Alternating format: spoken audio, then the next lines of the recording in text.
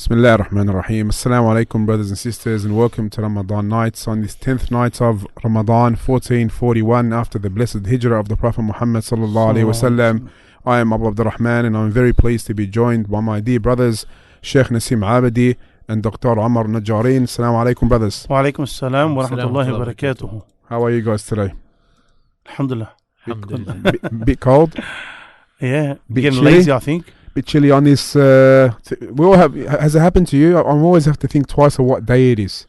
Yep, It's definitely. a Saturday night. What are we? April? No, we're not. We've passed April. 2nd of May, 2020. How's that sound? Well, yeah, subhanallah. I got no idea. 10 nights. Inshallah, I'll start paying attention when coronavirus finished. 10th night of Ramadan. We'll get to that soon. We'd like to welcome all our viewers on Facebook. Watch, Omar, watch. Do your Yeah, that's the signature. What's your one? There we go. He's worked on He's been working He's on it. worked on Allah. I'd like to welcome all our viewers on Facebook. Please, any comments, suggestions, please feel free to leave your comments there, and we'll get to them bi'idhnillahi ta'ala.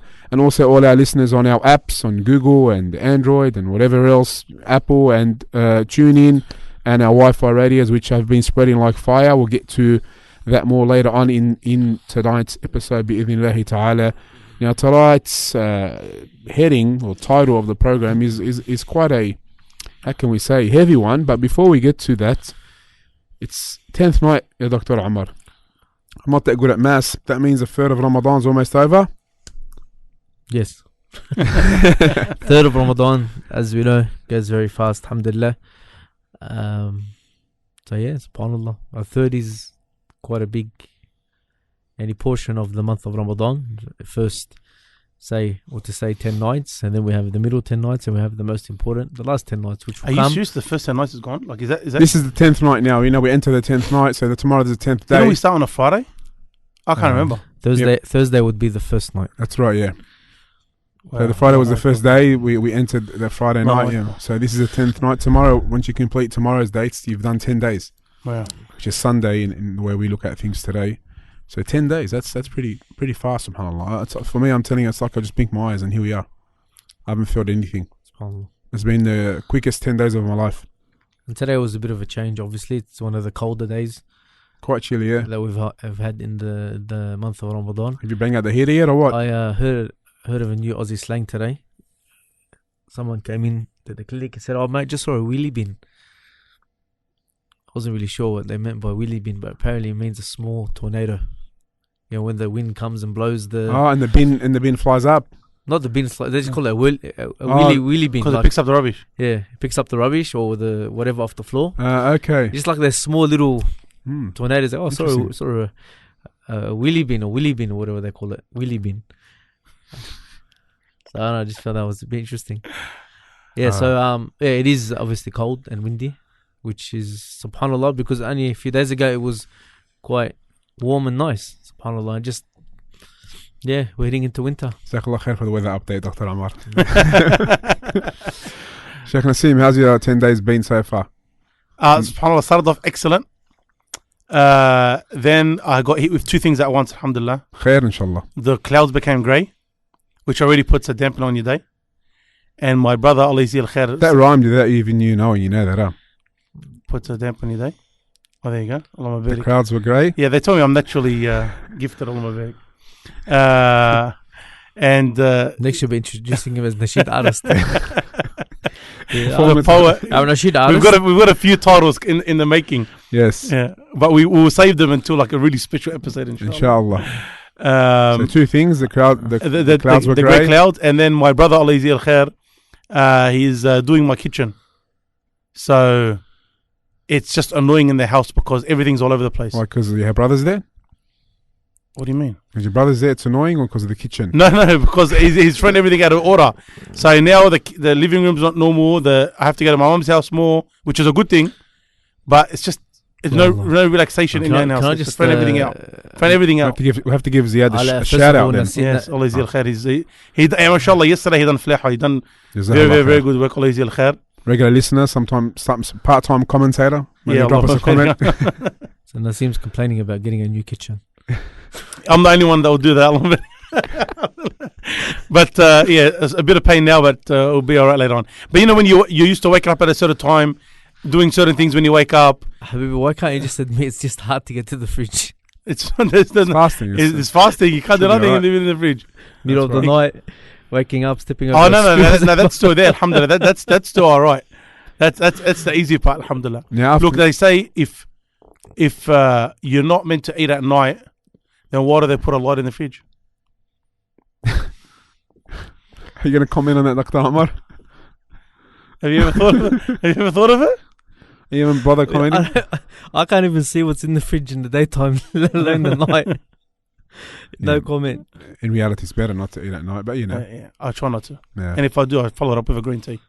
Hasn't been working, but You it makes me feel better. So if you eat a kebab, you have a green tea, then Yes. it'll help you out, huh? Yes, it takes away the nice. guilt trip. It's a nice method, that Takes one. away the guilt trip. But it doesn't work anyway. It hasn't worked. It might have, because Allahu Alam, like where I would have been if I didn't have him.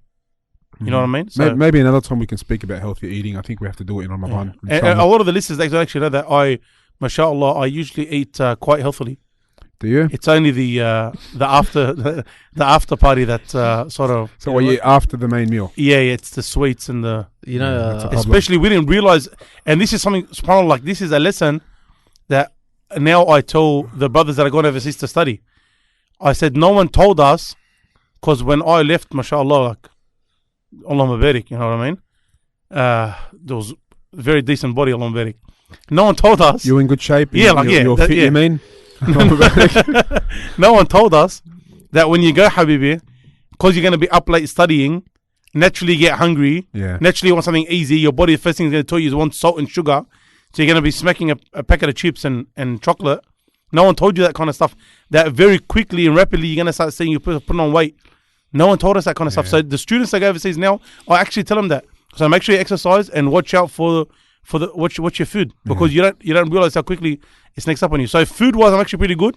It's just the sweets that are bad. Since you mentioned studying overseas and no one advising you to do that, to look after what you eat and and may put on weight, it's going to bring us to where we're going to get to now regarding studying overseas, regarding people of knowledge, regarding giving advice. How much are we missing it today? Which brings us to the topic of tonight's episode. We're finding it quite a bit where people now are starting to appreciate more and more the role of the sheikh / da'i / student of knowledge in the community today, because now they haven't got as much access to them, with the masajid and Islamic centers being restricted. So can you introduce the topic and maybe start with the introduction? طيب بسم الله الحمد لله والصلاة والسلام على آله وصحبه ومن والاه. أما بعد, I was thinking about this subhanallah throughout just before Ramadan, and even more so in Ramadan, the amount of questions that have been asked, like basic questions about Salat al-Jama'ah at home, Salat al-Jum'ah, when there's the masjid closed down, what do we do? About Taraweeh, how do we pay Taraweeh? About zakat, what do we do with zakat? About for parents, about things to do with raising children, like so many things that were asked just before Ramadan and in Ramadan, and they're such basic things, which is not a problem. Alhamdulillah, it's good that the people are asking, because it's always important and encouraged for everyone to ask, no matter how simple the question may be. But it really made me, subhanallah, look at how much we took our Mashayekh for granted when they were available every single day of the week in the masajid, when they had classes every single day of the week, when they're going through books every single day of the week, when they had colleges, multiple times a week for brothers, sisters, children, in Arabic, in English, in different languages. How much we actually took it for granted and neglected it. And you'd see, our Mashayeikh's lessons, mashallah, big Mashayekh, knowledgeable Mashayekh, maybe they have 3-4 people sitting in front of them, unfortunately.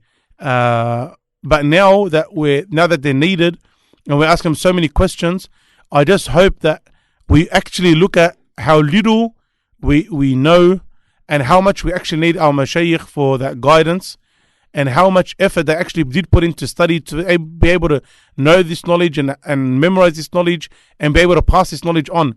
And they're in the same situation as you. You're in lockdown with your family, they're in lockdown with their families, but they're still taking the time out now with the online lessons, with answering questions on their phones, etc. That was one part. And the second part, like with Taraweeh especially, how many people they're neglecting Taraweeh at home. Or the ones that are praying, how much they realize, you know what, man, it's not as easy as I thought it was. You standing up and praying 8 rak'at or sometimes 20 rak'at or whatever it may be, and you're reading 1 pages or 2 pages from the Mus'haf every single rak'ah. For a lot of people, it's like, man, this becomes tiresome. The first day was all right, but then the second day, third day, fourth day, and to maintain that consistency and to do that, and it's I think I hope at least there's a newfound appreciation for what our Imma do, our students of knowledge do, our Mashayekh do, our Du'at do, that it's not as easy as a lot of people think, and it's not as, we shouldn't take it for, that's it, he does it, move on. Anyone can do it. Like, Dr. it's Omar, not something as simple as that. straight out, do we take our Mashayekh, Dua, elders for granted? I think during certain times we realize how important knowledge is. And we know that knowledge is kept in the hearts and the minds of people. This is the reality of it. And we have, alhamdulillah, the Quran, we have the Sunnah of Muhammad sallallahu alayhi wasallam, but sometimes that needs to be brought together and explained to a person. So we have Ahl al-Ilm, the Mashayekh, the Du'at, the scholars and so forth. Sometimes we don't realize their importance because the reality of the day, they are teachers. They are teaching you. And on top of all that, like people now are saying, oh, I appreciate my teachers, my primary school teachers so much, how they teach my kids. And I appreciate my high school teachers, how the effort they put in. What about the Mashayekh that come in, that look after your kids? But the Sheikh does something that normally or generally the school teachers do not do. And that's why they should be even respected even more. And that's sort of a little bit of a question. People think, all right, what is it? What's the difference? If you want to talk about knowledge, teachers teach knowledge, Mashayekh teach knowledge, different types of knowledge, but knowledge we're talking about. But what's the difference?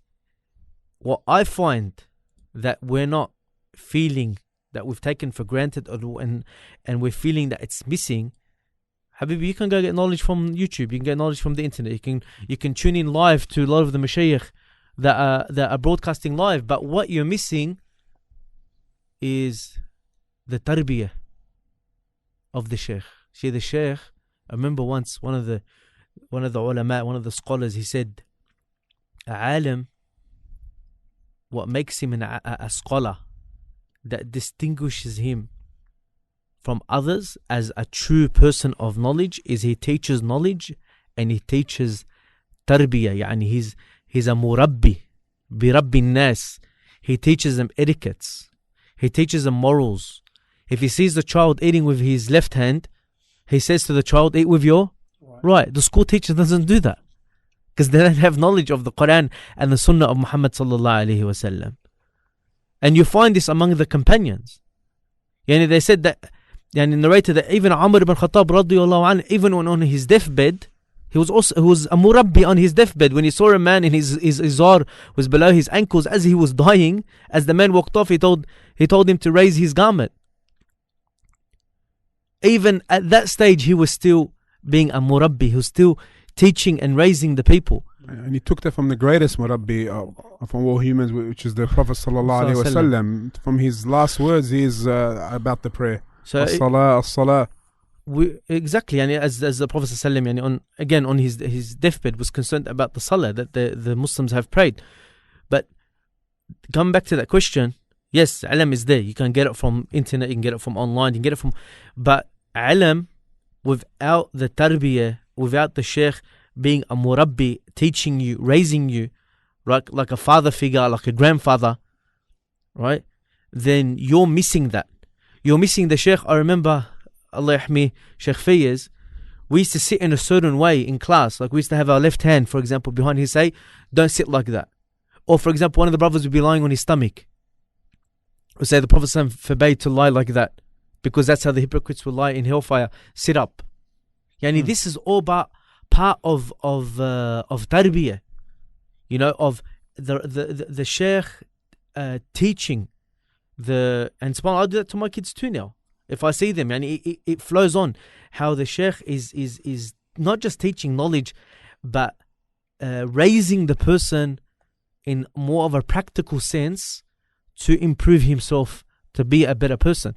Another example, a brother once he had his phone and he was in the class and it rang. It had a musical a song on it, like a rap song and music and so forth. So the Sheikh stopped the dars, and this is part of being a murabbi. He stopped it and he gave advice to the brother, and he spoke about how you shouldn't be, having musical instruments and so forth.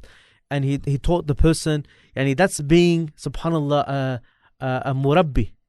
And we find that a lot. During the time of the Prophet sallallahu alaihi wasallam, narrates that Muawiyah, he came to the masjid, and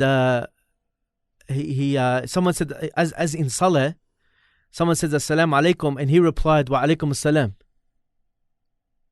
And so, the companions were trying to make noise or signal to him, not to respond, don't talk in salah. He didn't know.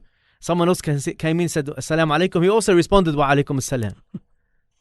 And so the Prophet ﷺ, after he explained to him, he said, we don't talk in salah, but rather, we give a signal or a gesture to say. That's part of being a murabbi. See, you don't have these things. See, the Sheikh teaches you what to do, but what distinguishes what you're getting now, you're being told what to do. But what you're not being told and what you're missing is what to do when you're doing something wrong. When the Sheikh, the Imam, the Da'i, the elder, whatever you want to call it, when he sees you, then he corrects you, or he sets you aright, or he advises you. That's what we took for granted. That's what we're missing out on. How many times, for example, in Salah, or when we're reading Quran, we could be leading because the Sheikh was late, for example, or the Imam was late. We led the Salah. After the Imam comes, says, MashaAllah, Jazakallah khair, but listen, you have to really work on some words or some letters in your recitation. You're getting this wrong, you're getting that wrong. You saw the Fatiha needs alteration. And this type of stuff, this is what we don't have. And this is the important part of it. That's probably one of the biggest issues related to all of this, is that a lot of people, they don't actually realize what it takes to be a student of knowledge, to be a da'i, to be a shaykh, to be a person in the community that's on the minbar, that's leading salah. A lot of people don't actually realize what it takes. One person once told me a long time ago, I don't think that being shaykh is anything big. Anyone can read 2 pages and be a shaykh. Of course, very easy. And I said to subhanAllah, if it's that easy, why don't you become one? SubhanAllah, the ajr is so great. Why don't you become a shaykh, a student of knowledge? Now, or other people complain, the sheikh doesn't do this, or the sheikh doesn't do that, or the sheikh, why doesn't he do this way? Wallah, I love the advice that you're giving, but since mashallah you have figured it all out, and I mean it sincerely, why don't you become a student of knowledge and actually get into da'wah so that you can benefit all of these people? Why not? Unfortunately, when you don't know something, you can very, very easily belittle it. We always give the parable of when we speak about Allah subhanahu wa ta'ala, that you can never truly love, respect, or fear anything without knowing it. If you get a child, and this is the example we give about love and fear of Allah subhanahu wa ta'ala, if you don't know Allah, you can't love or fear or respect Him. If you get a child who a lion walks into a room, that child, he doesn't know the lion, doesn't know what the lion can do. So you see him pulling the mane of the lion, he's pulling the tail of the lion, he's fighting with the lion because he's not that scared of the lion. It's a lion. He's got no idea what a lion is. Now, an adult, on the other hand, he knows what a lion is. Khalas, he's out of that room as quick as he can. That's an example of fear. An example of love. Get $1 million of cash and put it in the middle of a room full of adults, and you're gonna see, mashallah, drooling happening. Now everyone's thinking, I could buy a yacht, I could fix up my house, I could get married, I can buy my wife jewelry, I can do this, I can do that, I can buy my car, whatever it is. And a child, he's got no idea what that $1 million is worth. He'll get it, he'll rip it, he'll draw on it, he'll put it in the bin, he'll flush it down the toilet. He has no concern of that money whatsoever because he doesn't know what that money is, so he's got no love for it. Now, same thing with Allah subhanahu wa ta'ala. If you don't know Allah Azza wa Jalla, you can't love Allah subhanahu wa ta'ala. Respect you. If you don't know what something is worth, you're going to either disrespect it. I like watching those, those antique shows and where someone bought something for $50 at a garage sale, and he takes it to, an auctioneer, an antique auctioneer, and he tells him, that's a piece from, the 1300s, and it's worth like 50 grand. And the guy's freaking out because you bought it for $20 or $30, $50. I don't know if Dr. Omar ever told you. He's got something from the early 1900s. Yeah, got a couple of little knick-knack stuff, but I'm not going to sell them. Has he told you about that? No, yet? yes. If he wants to, maybe he'll tell us. I know that, what they are. mashallah, he's full of secrets. He's got a vault full of secrets, subhanakallah. I don't know if I want to open up that closet. No, maybe we'll speak about that later. Move on. But you don't know. So a person easily just throws it there or puts dust on it, even though it's worth 50 grand. He doesn't know how much it's worth, so he doesn't respect it. Same thing with a student or sheikh. People don't know what it actually takes to get to that level.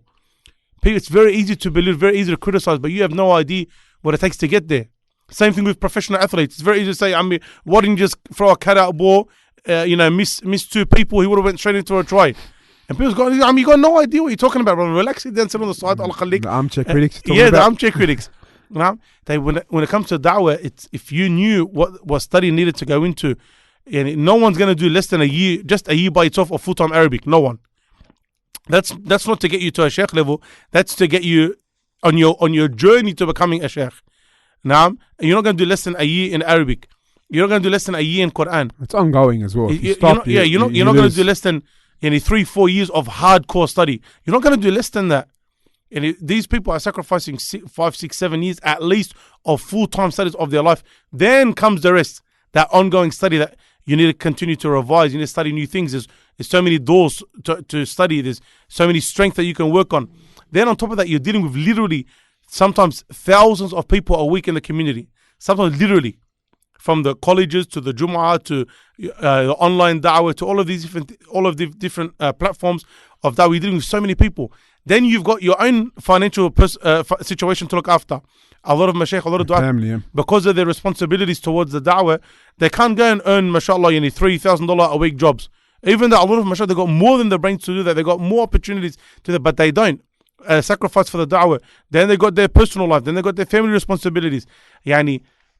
For us now, maybe at home when we don't have all of that sheikh to complain about, that tarawih to complain about, maybe this is a time to actually say, you know what, man, what does it take? What does it take to actually be a da'i? What does it take to actually be a sheikh? And so that when inshallah coronavirus is done and finished and the messages are reopened, Allah subhanahu wa ta'ala open them up sooner rather than later, and we're all able to go back, when that lesson is advertised, we don't say, whatever, it's all right, next week inshallah. That sheikh, wallah, gave the khutbah, wallah, sheikh, the only thing good about your khutbah was the taslim for the salah. Alhamdulillah, never been said to me, Alhamdulillah Rabbil Alameen. Naam? Alhamdulillah, ya sheikh. But it's Alhamdulillah, ya sheikh, wa takhanta, ya sheikh. These are like people who have sacrificed and they're needed in the community. They're not just tokens. They're not just people that fill in the job. These are real people. These are people that have sacrificed their lives. We're not talking about everyone's perfect, no one makes mistakes, la la la. But these are people that we as a community, I hope that now we're starting to see some value to what they used to give us when the messages were open, and how much they continue to give us, and how much we lack their appreciation. Now, before we continue and go to Dr. Omar, what's the funniest or weirdest complaint you've heard? Maybe we'll give one each. About me? No, not about yourself. Generally, about a sheikh or da'i or any da'wah initiative or activity. Alhamdulillah. We've heard that the khutbah is too long. The tarawih was way too long. Oh yeah. Hasn't got a nice voice. The muaddin should be sacked. Yeah. All this stuff. They're the common generic stuff. Yeah, and they're from that crowd that when you look at, he's saying that because the worst one actually. In what way? Worst? Funniest? Weirdest? Worst? All of it together. But I actually got very upset, and to the extent where the Liverpool started coming out. The Liverpool. Shout out to everyone in Liverpool. Hadakum Allah. The best thing about Liverpool is when you leave Liverpool. When once Sheikh Abu Ubaidah Hafidhullah, this is a Sheikh, Allah subhanahu wa ta'ala preserve him, raise his rank in his dunya in the hereafter. Ameen. MashaAllah, Allah, amazing person.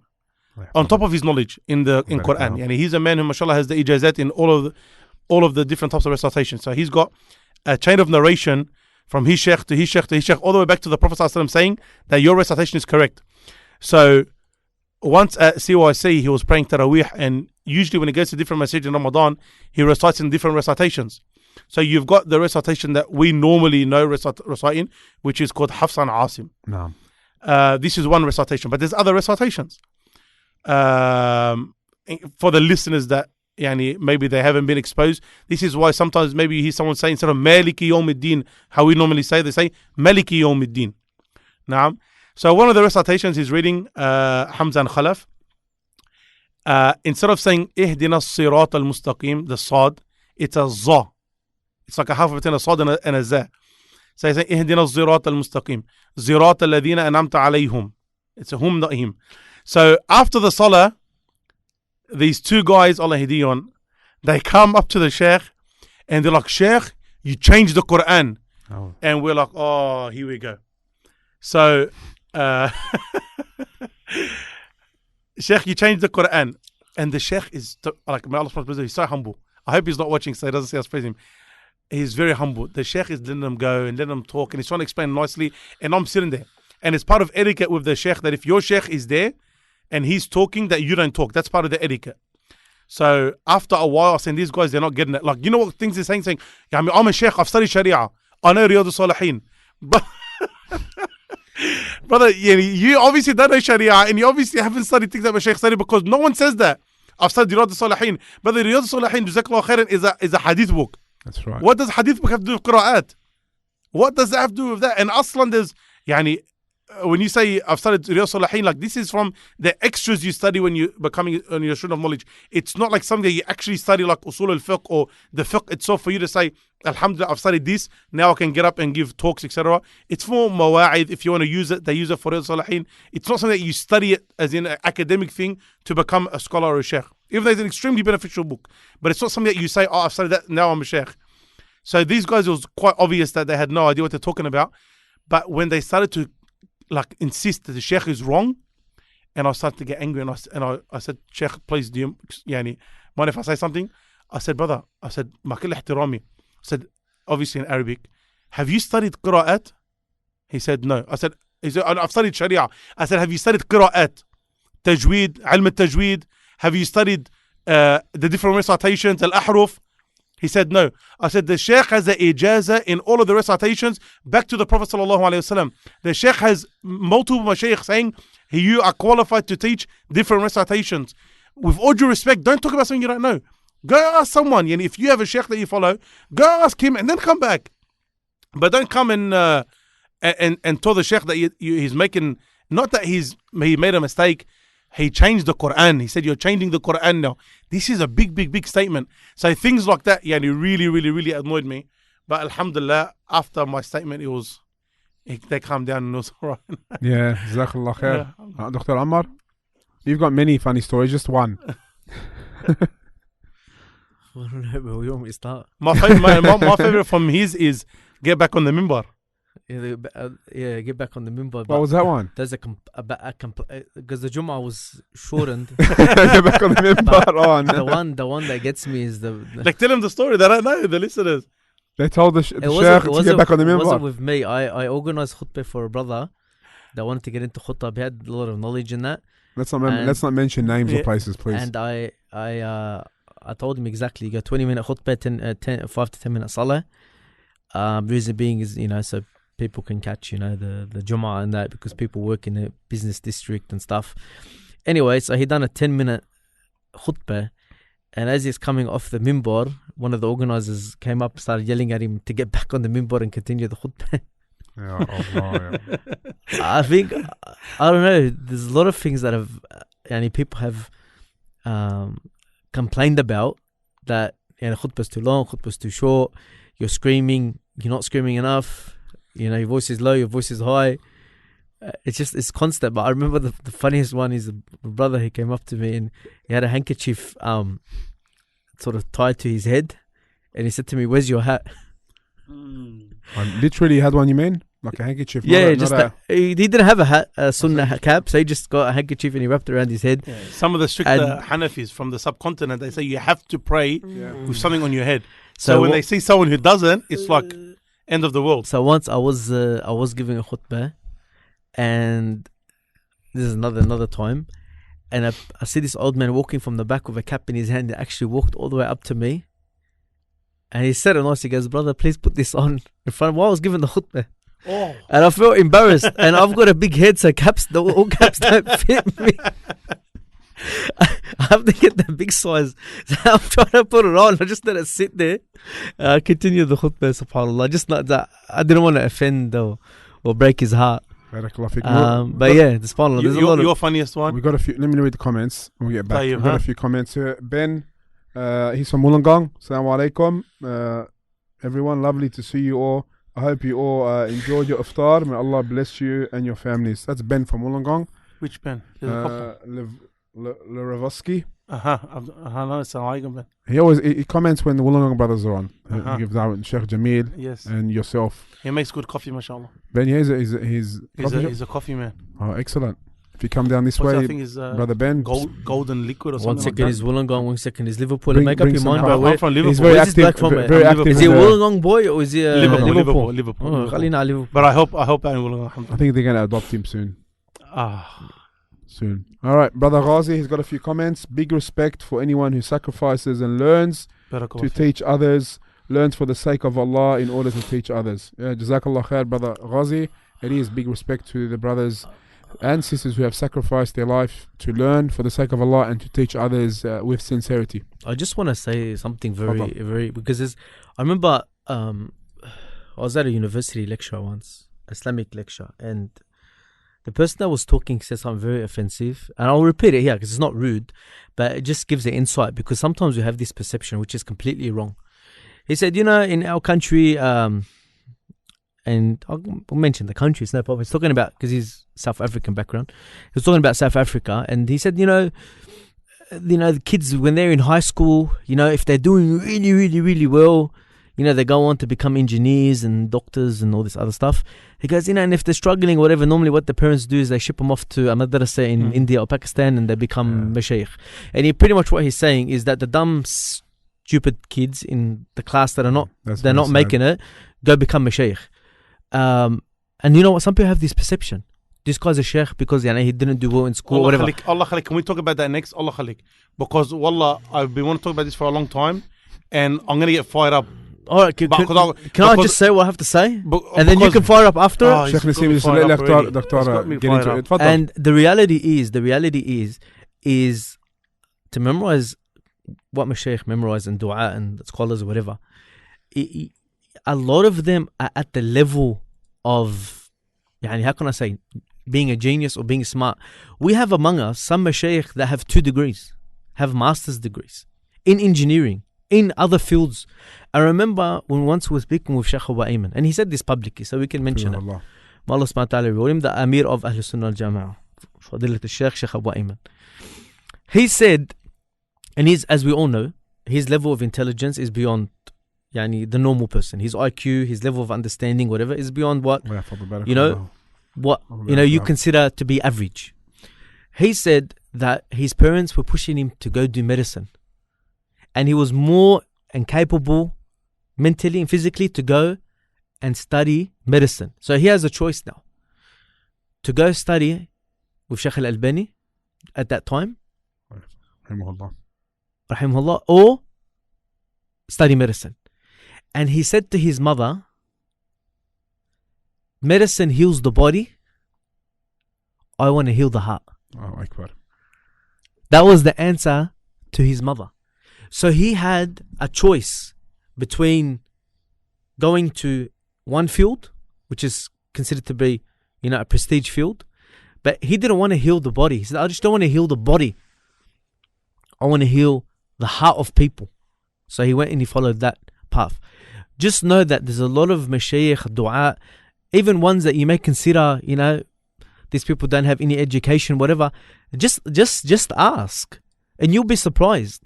I remember a lot of international dua and scholars that came, they were maybe Arabic speaking. You'll think that they're just Mashayekh. A lot of them had PhDs, they had master's degrees. If it was just Islamic studies, they were very well versed in science, maths, They were very, very intelligent. So this sort of misconception that we have that, he didn't do well in school and he bummed out, so he went to become a sheikh. Ask anyone. For example, just one example, to what we know, the Islamic University of Medina, not the actual physical Islamic University. You have to have, obviously, a HSC to apply, and you have to submit your grades. And it's a university. They choose among the highest grades. And any Islamic university or college that exists, or mahad or whatever, that even ijazat or whatever that they give, they don't, well, just give it to every person that comes. You have to prove, not just on that topic of, for example, and correct me, Sheikh Nassim, if I'm wrong, but to get an ijaza in... Before you continue, the coffees have been delivered, but it seems like there's been a bit of a... I think there's a car crash on the bit way. of a car crash or a Allah spill. What's going on? And it's got the thing that stopped it as well. Now, Gloria Jeans as well. No offense to Gloria Jeans. We normally get from our brothers. What's going on today, Abdurrahman? Should we give him a mic? Did Abdurrahman get it? I don't know if he Ubered it. I don't know if the Uber He's just delivering. went into a pole or something on the way. Jazakallah khair, Abdurrahman. Uber, the only job you can do in your pajamas. Bit of a spill here. What's going on? What are you drinking, Sheikh Nassim? If Double shot. Maybe, are we giving a free radio today? No. We can give one if you I was like. going to say, if they can guess the coffee, maybe we can give them a free radio. Well, half of it's spilt everywhere, so they can figure out what it is. There's a bit of a coffee spill here. Before we go on a break, I just want Sheikh There's no Nassim. breaks this one. Sheikh that's the old Ramadan life. Sheikh Nassim, just to correct, when you do like an ijaza in Quran, it's not just, they don't just look at the way you read, they look at, obviously, the background stuff too. Like your Arabic language, your understanding. And it's not just read and that's it. Depends. Sometimes they'll give you the ijaza in the Quran. Sometimes it's ijaza in your recitation, your tajweed. But a lot of Mashayekh, if it's specific for Quran, they won't give you an ijaza to teach, because ijazas are different types. Yeah. So sometimes the Shaykh will say I testify that you read like the Prophet ﷺ read, based on my Shaykh, from my Shaykh, all the way back to the Prophet ﷺ. But he won't say to you, and I give you permission to give others ijazah because of your character. Sometimes because of your character, there might be something about you, about your character, where the Shaykh says, I can't take away your right to say that you recite like the Prophet ﷺ, but I don't give you permission to teach others because of your character, subhanAllah. Like, imagine how precise it is. And some of the different ijazat that you're talking about, the broader ijazat that, in terms of Islamic sciences, I give you permission to teach. Sometimes if a person, they know that he's not religious, like he's got bad akhlaq, they won't give him, they won't allow him. It goes beyond that, because reason thing is, for example, Islamic mahads, universities, colleges, look at their subjects. Not all of them are Islamic subjects. Some of them have science, some of them psychology, some of them have computers, some of them have analytics, whatever. There's different broad. Why? Because again, the misconception that Sheikh is only good for the village, as they used to say, the village Sheikh is only good for whatever, reading Quran and doing marriages and praying janazah. That's not the case. We're talking about a da'i, a dua, a Sheikh, a scholar. He has these. See, subhanallah, Sheikh Nassim, these days, you can tell, mashallah, the real knowledgeable scholars, Mashayekh, they outdo you sometimes in your own field. When you give them a question, and you ask a question about a medication, they respond back and say, okay, is it this type or this type? You're like, wow, how do you know that?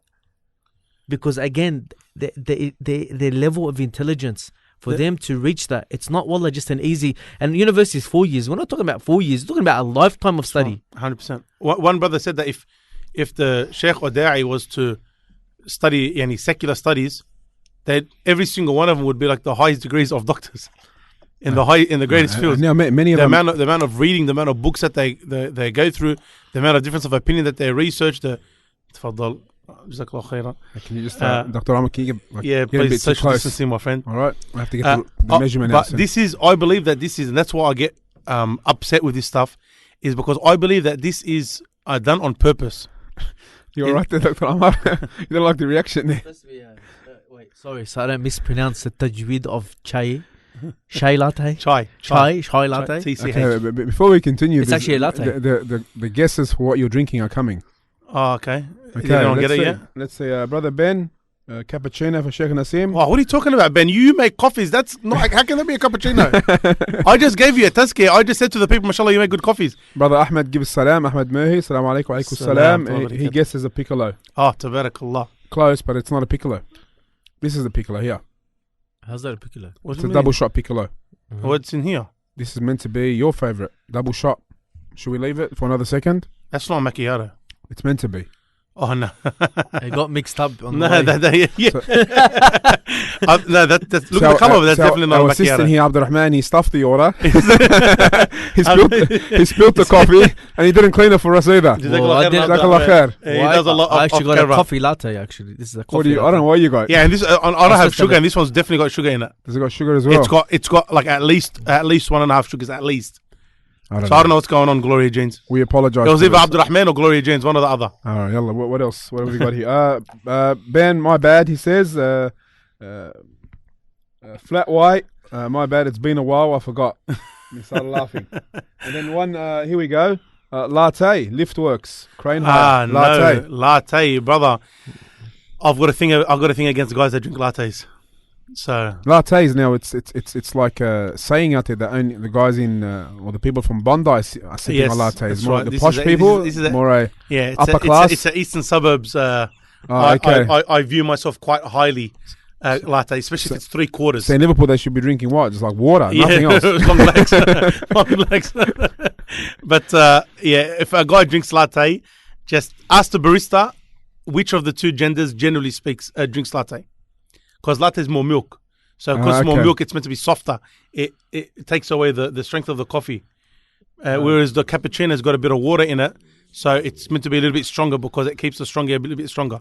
But real men don't drink in coffee cups bigger than this. What we'll do next time is maybe get like a commentator from the brothers that We we can know, get like Mahmoud Tabiq. Mahmoud. We've got Mashallah, he brother makes a very Sammy good from comment. around the corner from Wentworth Bean. Yes, we'll Sammy. get our Yes. coffee from him Mubarak regularly. on, his new. Yes, maybe we'll get him on the phone and we'll ask him. Yes. Well, yep. I don't know how to ask him about chai lattes, but What type of people drink chai latte? what is it? It's just a normal latte. Oh no, even worse. I don't know what's going on here. I don't You know. just fresh people that drink lattes. There's actually got a latte written on it. Sahtan. He'll make it up for you next time, brother Ben. Inshallah, And a looking few more forward to laughs over here. Jazakumullah khair, brothers, for the comments. Keep the comments coming in if you want to give a serious comment. Not while we're drinking coffee. Jazakumullah khair. Fadal, you want nah. to fire up and kasser Yes, and this- yalla, Yeah, I bismillah. believe that this is intentional. This misconception that I believe that this is Maybe you can just intentionally put Nah, out it- there. would you say review. intentional? Well, people just misunderstand. Can we just No. review what Okay, we so- were speaking about? So dumbing down Okay, the people that's it. of Dawah. Because in this their is dunya and their understanding of the in the or their level so of dumbing education. them down, and I'll explain. Okay, I can't remember who it was, but part of destroying a civilization is to destroy their symbols, their human symbols. Who do they look up to? In the Islamic world, we know that we look up to our scholars, our mujahideen, we look up to the great men of history that spent their lives for the sake of the Islam and giving victory to Islam and spreading Islam, etc. What you do is you smash these people, because once you smash these people from an Islamic perspective, who else are we going to look up to? With all due respect, if we don't look up to Muhammad sallallahu alaihi wasallam, we don't look up to the companions of Muhammad sallallahu alaihi wasallam, we don't look up to our righteous scholars, we don't look up to those righteous who struggled for Islam, who are we going to look up to? Who? But Now there's- you get there's all a name, of them. There's a name for it, but we have to look it up. It's called identity something. It's Inferiority complex, but there's character assassination, which is that's it. which we want to talk to. character I'm going to get That's to what- about that's what the it is. individual ones. Character assassination, and then there's the inferiority complex, which I'll speak about. and this was done I'll in be the, brought in the inshallah. early in the Sirah, in the Meccan stage. This is been done throughout history. Once you start to get like what they used to say about Muhammad sallallahu alaihi wasallam, he's crazy, so his followers. How do you follow this man? He's crazy. He's possessed. He's got witchcraft done on him. He learns from the people of the book. Someone teaches him. And only certain all of people these follow things. him, yeah.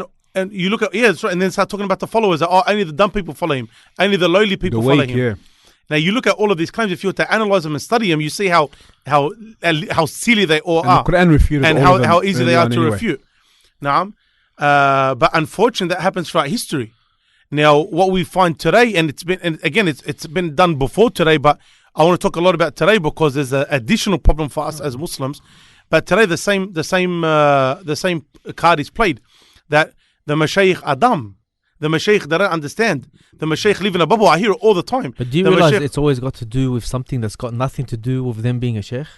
Look, like when they want to say this type of stuff, like Masalan, for example, I remember once we were talking to someone about a sheikh. Hey guys, had the sheikh, back in Lebanon, he goes, Ken Maqbool. Okay, what do you mean Ken Maqbool? He goes, his marks were Maqbool, he just passed. For example, Masalan. Or they say, for example, his dad used to, they came from a village that they're very poor. Things that have absolutely nothing to do with that individual. That could be a very intelligent person. It's got nothing to do with his brother or his father or his village or, what school he went to in Lebanon or whatever it may be. People can excel outside school. People can excel in their 40s. And how many world leaders had no education. World leaders sometimes had no education. We heard of I can't remember, one of the famous scholars, forgot his name. But at the age of 40, that's when he started. At the age of 40, that's when he started to gain knowledge and to learn, and he became a great muhaddith from the age of 40. What happened before that? Did we say, oh, wallah, before that, this, before that? No, as Sheikh Nassim mentioned, when you attack a sheikh, a da'i, a scholar, a qari, whoever, you're not attacking them. You call yourself a Muslim and a believer, you don't know that you're actually attacking the deen. You're actually attacking Islam. Because a lot of the times when you make these accusations, the reality is a lot of them are baseless. They don't have, we're not talking about like a corrupt sheikh, a corrupt scholar. No, we're talking silly stuff. It's like, I'm looking to Sheikh Nassim, not him. Why? He failed his first driving test. What's that got to do with anything? Did you fail your first driving test? My old, yeah. my mum told me don't go, and I really wanted to go. And that was another lesson for me to always listen to your mother. What did I say? Kharjak? Kharjak, yeah. So the second time, and I got my P's the first time. What about you, Dr. Omar? Same situation. Your No, I was in a hurry to get him. So I'm the only first time successful. And my dad told me to wait and do it around the corner from my house, which was Reesby. And the only appointment I found was in Rockdale. My dad goes to me, shoot, they're going to take us all the way to Rockdale. He goes, you don't know the streets there. I listened to my dad. I go, no, we'll get it. I took my dad there. I failed. Always what I'm saying, your parents. So what I'm saying is my dad's famous. And another time I bought a car. I went at night. And I told you the story before. Yes, I heard. Anyway, listen to your parents. That's right. Listen, always to your parents. As long as what they're ordering you to do is... my dad used to tell me that two things you don't do at night. So those that are thinking what's going on. Never buy a car at night and never go see a wife for marriage at night. Because you don't see the car, you don't see the scratches. He said it in front of my mum. It's just a joke. Anyway. For example, that I hold that against Sheikh Nassim. For me now, to nullify any khair he's doing, even if he's only saying Qala Allah and Qala Rasul, and that's it, with no other input, automatically now I've degraded him. A lot of when a sheikh's talking, so what's he talking about? He's using Quran and Sunnah. Jayyid. So when I'm attacking the sheikh for something that he's teaching or preaching, usually I'm attacking indirectly the Quran and Sunnah, and that's why it's attacking the deen. Then you have the sheikh's dumb, in the sense that he only knows deen. Anything other than deen, don't take from him. Okay, say that again. Then you have the sheikh's dumb. This is another big problem. It's the way it came out. And wallah, this is bad because our education is based on what? This is wallah. These things are so important, and this is my passion. This is what I love focusing on. Now, like this sociology and the psychological aspect and how human nature is. What is our education based on? Whether it's curriculums in the West or it's curriculum even in Muslim countries, the majority of it, especially the higher studies, like university and Secular. college studies, it's based on secular, modern, Western philosophy. It's not based upon anything to do with Islam, nothing.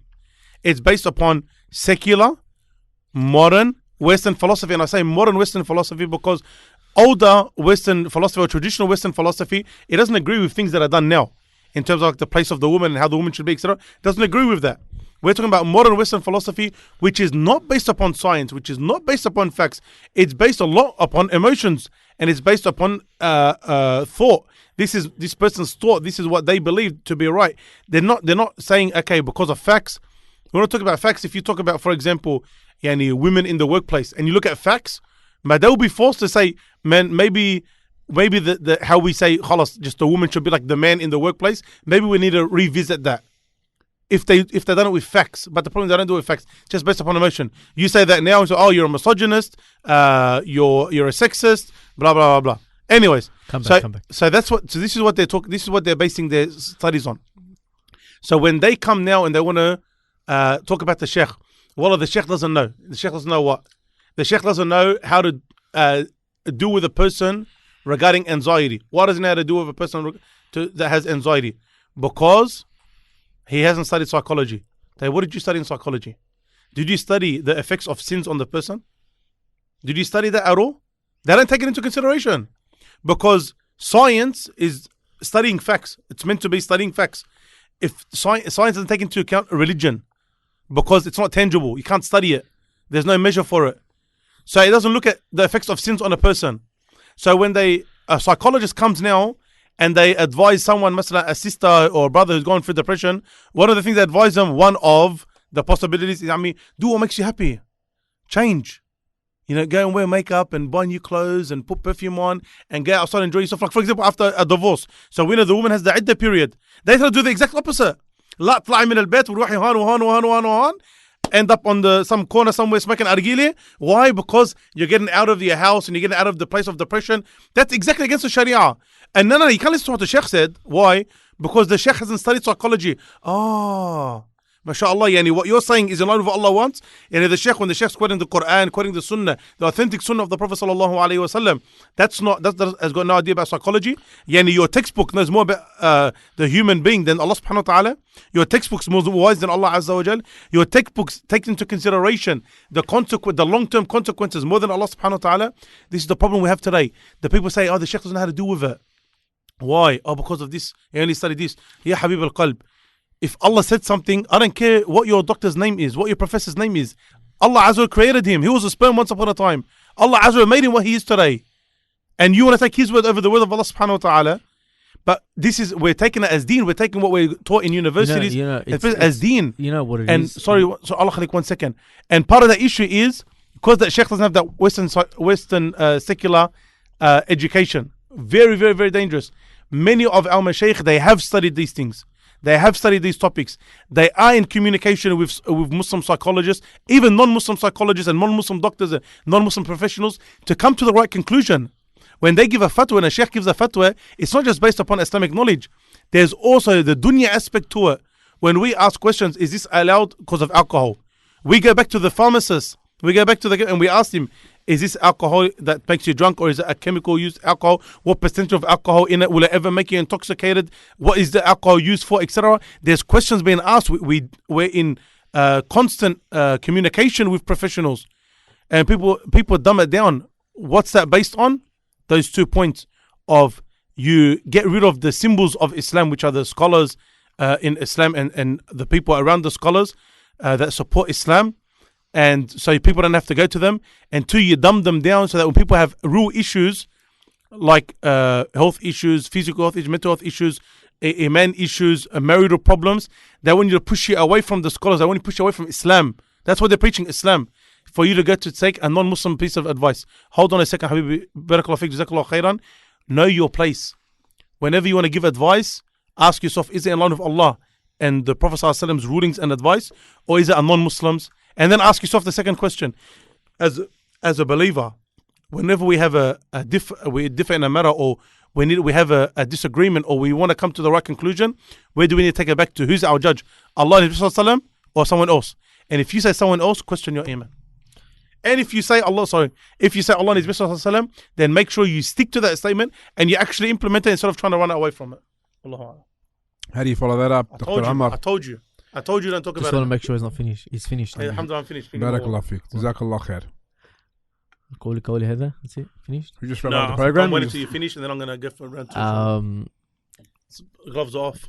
Do you want us to get you a towel I or something? completely lost me what I was going to say, but something else came up. Dumbing down the Mashayekh, as he said, and saying they don't know, they're not qualified to speak about this or speak But what about he's saying that. could be looked in through two ways. So what he's saying is for like people that, you know, dumb down the Mashayekh. And mind you, the Mashayekh have a lot of input into, you know, current knowledge, conventional knowledge, whatever you want to call it. But on the reverse side, so let's put Mashayekh, Dua, scholars, Ahl al-Ilm aside.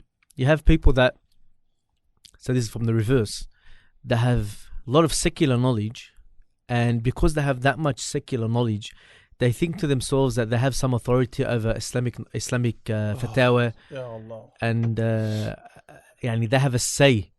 So you find, subhanAllah, a lot of these people are pushed up by, you know, news and interviews or whatever, and they'll sit there, they'll talk. They have probably never sat in a masjid before, but they would sit there and they would give fatwa, what's halal, what's haram, what's wrong, what's right, or whatever it may be, to the point where it's just clear cut kufr, clear cut kufr. Now I give you one example this is an example. By Australian freedom law, whatever it may be, if someone decides to get the Australian flag and burn it, he's not committing a criminal offence. Why? Because Australia looks at itself that, you know, you're free to do or free to express what you want. All right? You're free to express whatever you want. Now, obviously, we don't do that Islamically from the moral perspective. You know, we don't want to show, you know, disgrace to others, so they don't show disgrace to you or so forth or whatever. But you had some certain academic that was saying it's haram and prohibited in Islam and considered to be kufr if you do that. That's first of all, there's no point. There's no point of us commenting because you don't find Muslims doing that anyway, right? It's not a topic they discuss. That's the first thing. The second thing is that you're not in a position of knowledge to talk about this. Do you even know what kufr is? You can't come and talk, and you find that a lot. This is just because a guy has a master's in finance, economics, or whatever, he can now tell you if the loan you're taking is halal or haram straight away. Yeah, it's got no interest, it's halal. But do you have any understanding about Islamic fiqh, Islamic finance? What's interest, levels of interest, types of interest? No. So on the flip side, you have people with secular knowledge that automatically think that they now have a voice in the Islamic fatwa and Islamic opinions, and that becomes dangerous because people now look at them and what do they say? Knowledge. Academic. He went to Harvard. Especially if they look a bit religious, like they got a hijab on, or they got like a little bit of a beard, or they use like Islamic words, like at the beginning of the talk, say Bismillah ar-Rahman ar-Rahim. And so when you look at that, you think to yourself, these people are becoming the so-called pseudo scholars of Islam. And there's so many. And believe it or not, they're taking the place of Mashayekh and Du'at. And believe it or not, they start to give lessons. They start to become international guest speakers. They start to work their way into circles of scholars. And because a lot of them are well-dressed, well-spoken, some of them, believe it or not, are accepted by some other Mashayekh to be a point of authority or point of reference or whatever it may be.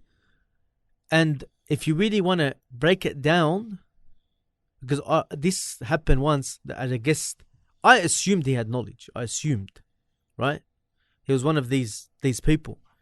And we were sitting, we were organizing an event, and he was the next speaker, and he was one of these academics. I actually thought he had some Sharia background. And the Sheikh recited a verse, a very basic verse from the Quran.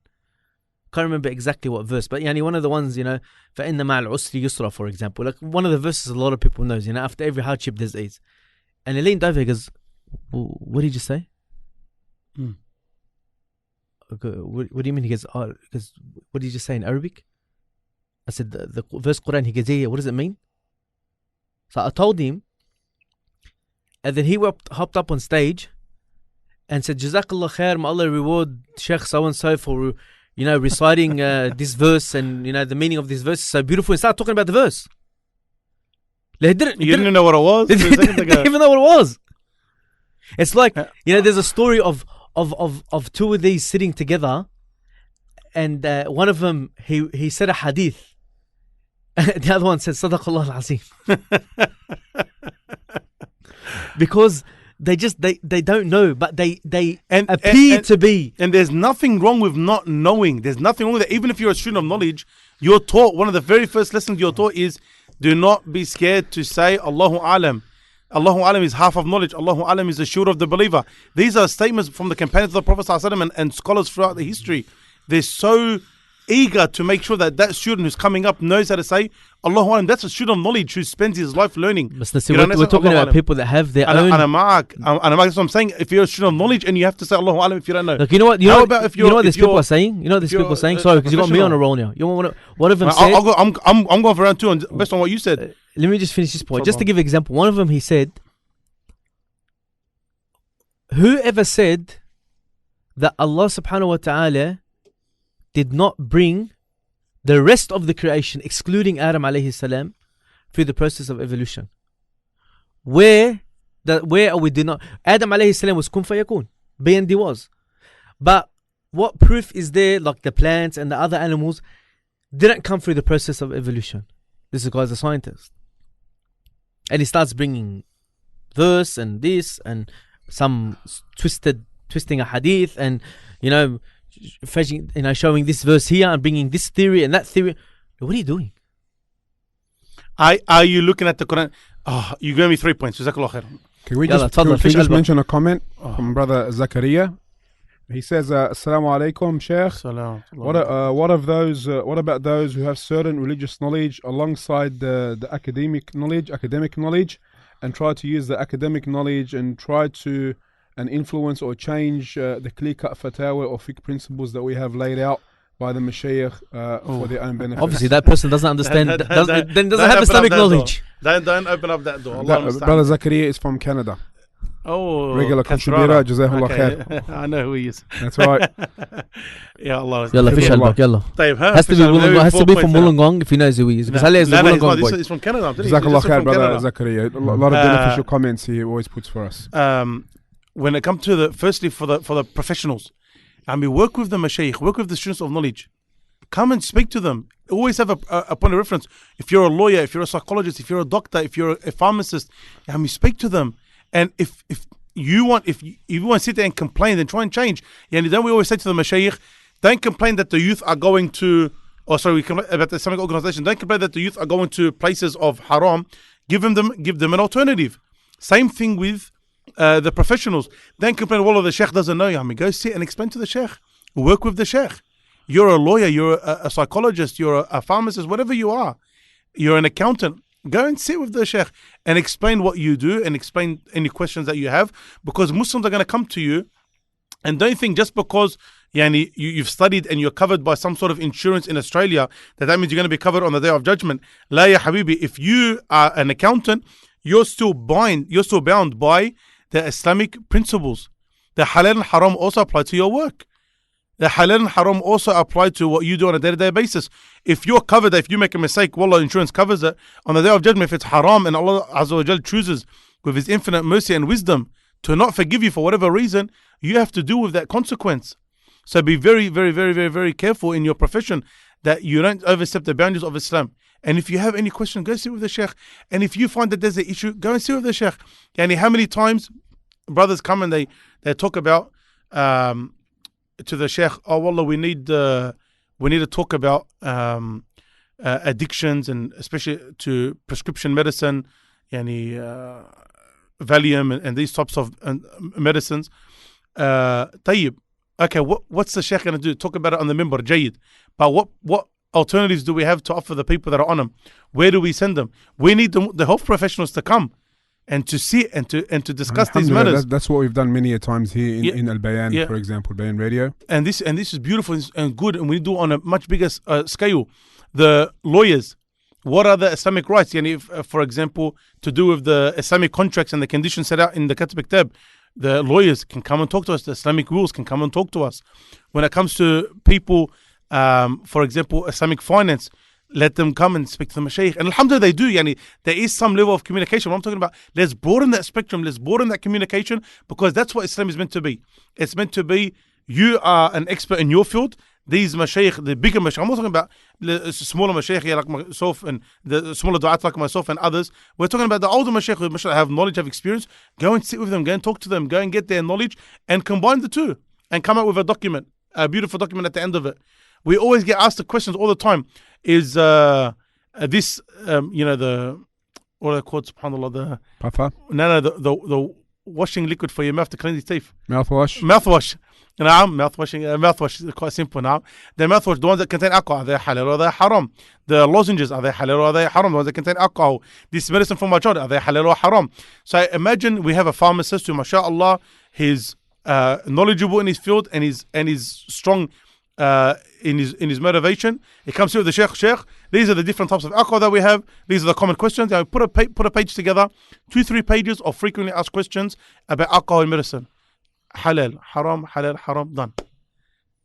If you have that, go. If you have the expertise and you want to do good, go and do it. Alhamdulillah, there are many people of knowledge who are actually people of knowledge in both, meaning they have the secular knowledge, whether in medicine or pharmacy or whatever it may be. But the point here, which is very important, is they govern their secular knowledge with the Sharia. Because the most precious, the best knowledge, let's not beat around the bush, is the Quran, the Sunnah, the sayings of the Sahaba. That's the best knowledge. That's the most praiseworthy knowledge. You have to have that, especially when it has to do with your field, for you to be a source or a reference for anything. No.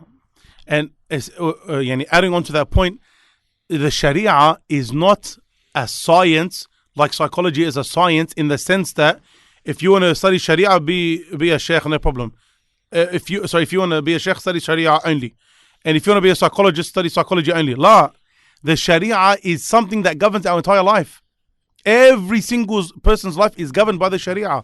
So no matter what you do, you need to know what the Sharia says in order for you to implement and be within the realm of the halal. So the first point is that if you're a Muslim professional, work with the Mashayekh, work with the scholars that you trust, their knowledge, you trust their deen, and come up with the proper conclusions and release documents based on that. Number 2, as I mentioned at the beginning, that if your expertise is based on modern Western philosophy, which is secular and atheistic in nature, then understand that the conclusions that you come to in your studies are also going to be secular and atheistic. So if you are a Muslim, be very careful in twisting that secular piece of information, the atheistic piece of information, and putting an ayah at the end of it and coming to a conclusion. It doesn't work like that. One of the doctors that I seen about a particular matter, and he advised me before he realizes that he's talking to a Muslim again. He advised me to do something haram. All right, and then when he took a step back, but because he's so used to giving that advice, he's like, oh no, and he changed it to something halal again after. You should know, you're a Muslim, you know what your studies are based on. They don't believe in halal and haram. To them, everything is halal. So when you go and you give a person that advice, so what was that advice? It was nothing to do with cannabis, was it? No, it was nothing to do with cannabis, alhamdulillah. It was actually to do with music. Naam. So you have to be very careful. You have to be very careful in the advice that you give. Some even like what you said about the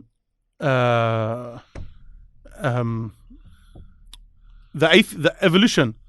So some of them, they'll believe in the theory of evolution, and then they'll take a part of an ayah which might assist the theory of evolution. They forget that there's a million ayat that go right against evolution, but take this part of the ayah, and they try and fool people with that.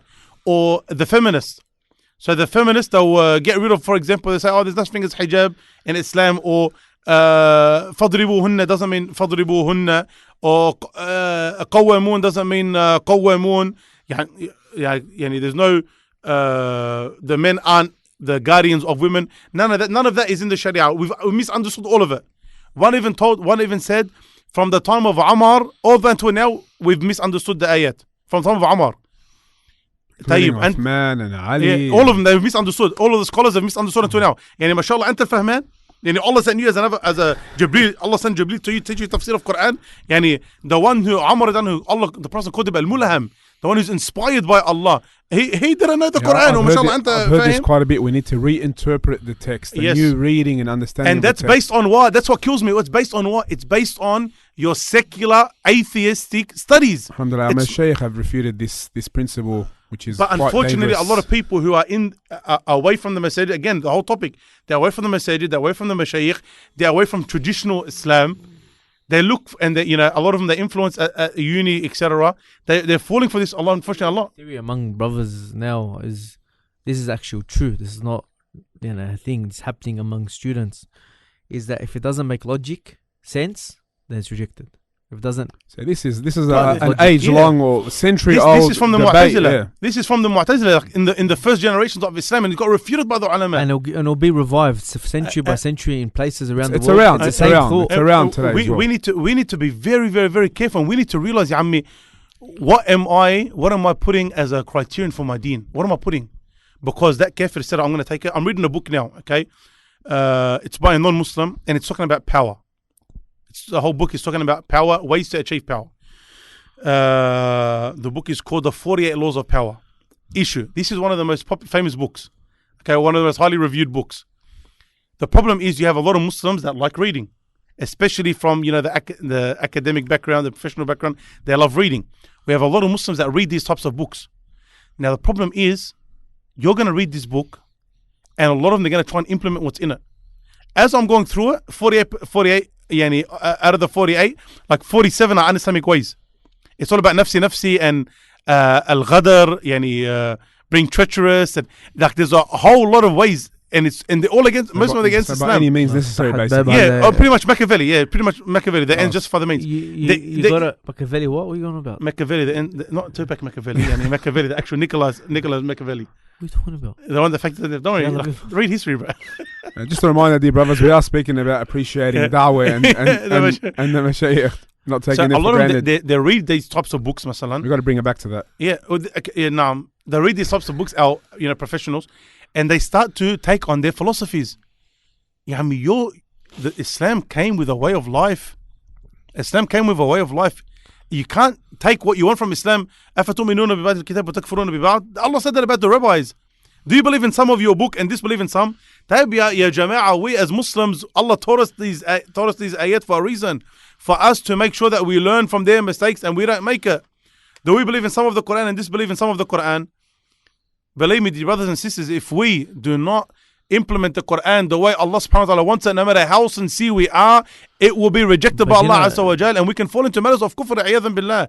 Be very, very, very careful. Just know all these philosophies, theories, ideas, ideologies, whatever you want to call them, methodologies, whatever, they've existed from after the death of Muhammad sallallahu alayhi wa sallam. The misguided ones. Until now, and they've always gone down and disappeared and resurfaced and changed and changed its form and whatever, but Islam has stayed straight. Islam has stayed. The knowledge of the Quran and Sunnah has not altered and has not diminished. But these theories, they get popular among people for a period of time, then they disappear. And so don't be a person who rides the wave, jumps on the bandwagon because it seems popular at that moment, and then you end up falling into kufr, a'yadhan billah. Yani, we had in the 60s, the 70s, a bit of the 80s in terms of in the Middle East, we had a lot of socialism. Socialism was very widespread. And a lot of the Muslim rulers, or the rulers of the Muslim countries, I should say, and a lot of the people in the top tier of society that really promoted socialism, a lot of them went into kufr, matters of kufr, clear kufr, like not maybe it's a kafir, matters of clear kufr under the premise of believing in socialism. We have some in just underneath Russia, the Tajikistan and Uzbekistan and these types of countries, they are 100% communist, like almost no deen. They don't want any deen. Albania, for how many long the masajid were closed? The masajid were because he said religion is illegal. Albania was the first country to make Albania was the first country to make religion illegal. So the masajid were closed, the churches were closed, everything was closed, and this is meant to be a Muslim majority country. These are the philosophies. They led the people to clear kufr. Ayadhan billah. And if you look, we think some of the television now is bad. Wallah, in the 70s, and there's some Egyptian movies where the women are completely naked from the 60s and the 70s. I mean, we think nowadays is bad. That's what it led to.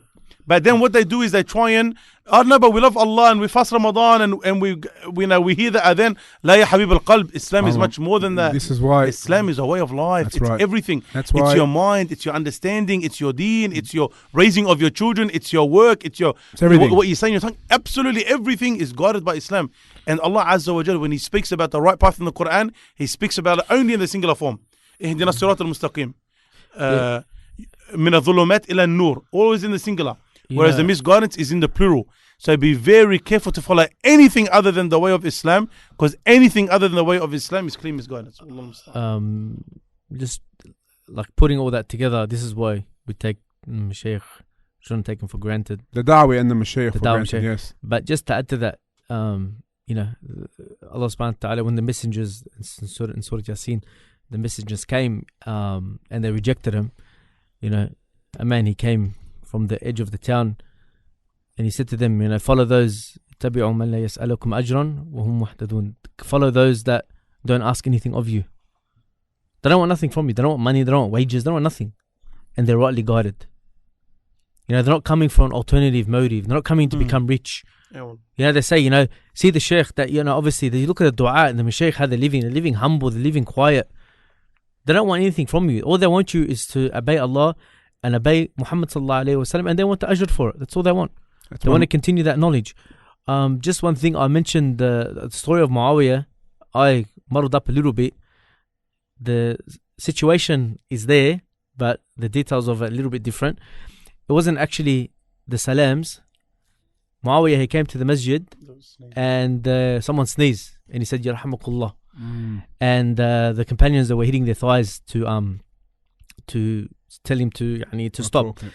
But the point of it is what he said after. He said, I've never seen a better teacher than Muhammad sallallahu alaihi wasallam, and how he advised. And Muhammad said to me, he goes, the salah is for recitation and the remembrance of Allah, like for dua and remembrance of Allah subhanahu wa ta'ala. So he corrected Muawiyah. But then the Prophet sallallahu also corrected who? He corrected the companions, and he said to them, do not slap your thighs. This is for the clapping and that's for the women. But you should say, Subhanallah. And if someone's doing something wrong or you see something wrong, you say Subhanallah, or other ulama have said that you can say anything that's praising Allah, like Subhanallah or Alhamdulillah or whatever. But as we know, normally is Subhanallah is the key. So, again, this is example that we were given, but it wasn't regards to the salam. It was Muawiyah saying, Yarhamukullah. And I just got a little bit confused.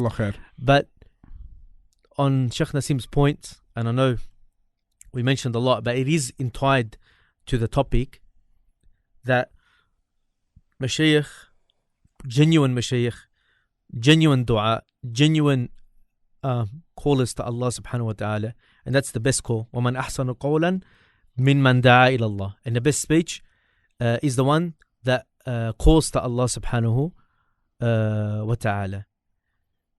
This speech is not for wealth, not for gain, not for status.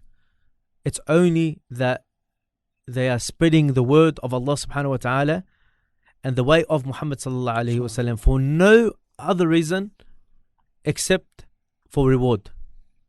Because even, and maybe we should touch on just this 30 seconds on this, the one that does take the responsibilities of a sheikh, imam, da'i, leader, whatever from the categories, he becomes responsible for his flock.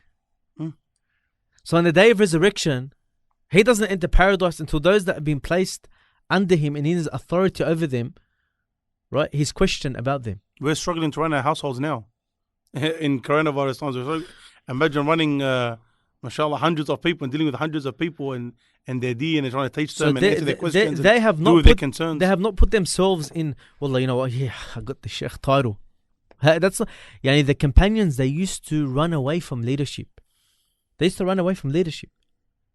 They did not want to be put in that position. Why? Because they knew the heavy weight that was going to be given and what effect it will have upon them on the day of resurrection. Yani it's not an easy task. And for a sheikh to come and to give you a fatwa, to give you a ruling or whatever, obviously sheikh that fears Allah, it's not something light, because he can change your life through that statement. And who's he going to be asked? Did he give that statement? Did he give those words according to ilm, true ilm, or did he give it according to jahl? What? And he's going to be questioned about that too. Once in Sharia, we're discussing the most dangerous jobs. We said the sheikh's job is the most dangerous job. People think it's light. Wallah, it's not light. The sheikh's job is the most dangerous job because his boss, the one he has to do with directly, is Allah subhanahu wa ta'ala. On the day of judgment, all of your deeds which were meant to be done for the sake of Allah subhanahu wa ta'ala, did you do it truly for the sake of Allah? And Allah knows the answer.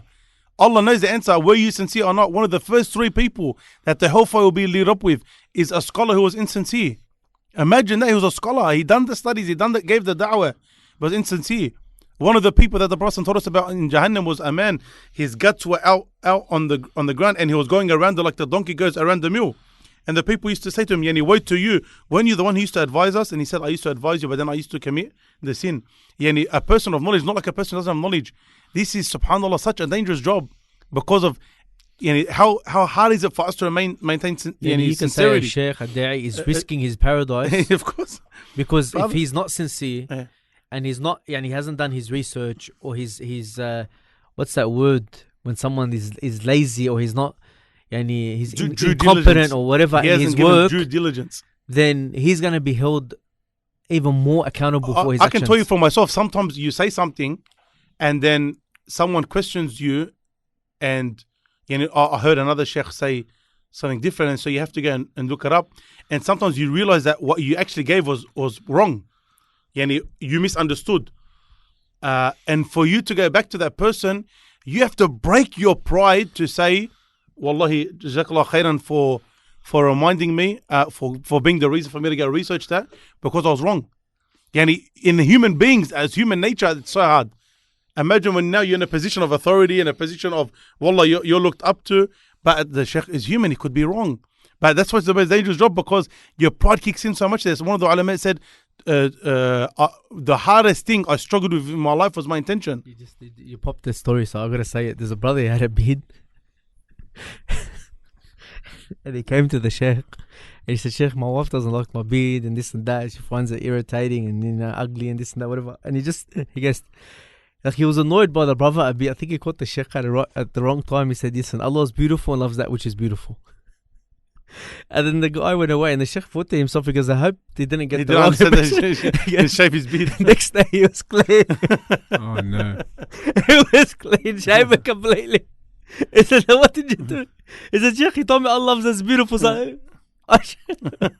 Almost time. So even it catches the sheikh off guard. It catches him off guard. That's what I'm saying. You can't become complacent, or you can't pull down your guard. The sheikh, and I respect one of the Mashayekh we have. You ask him a question, a lot of times you won't hear a response straight away. The sheikh will think about it. Sometimes the sheikh will say, let me just verify. Even it's the most simple question. Like, the sheikh doesn't know.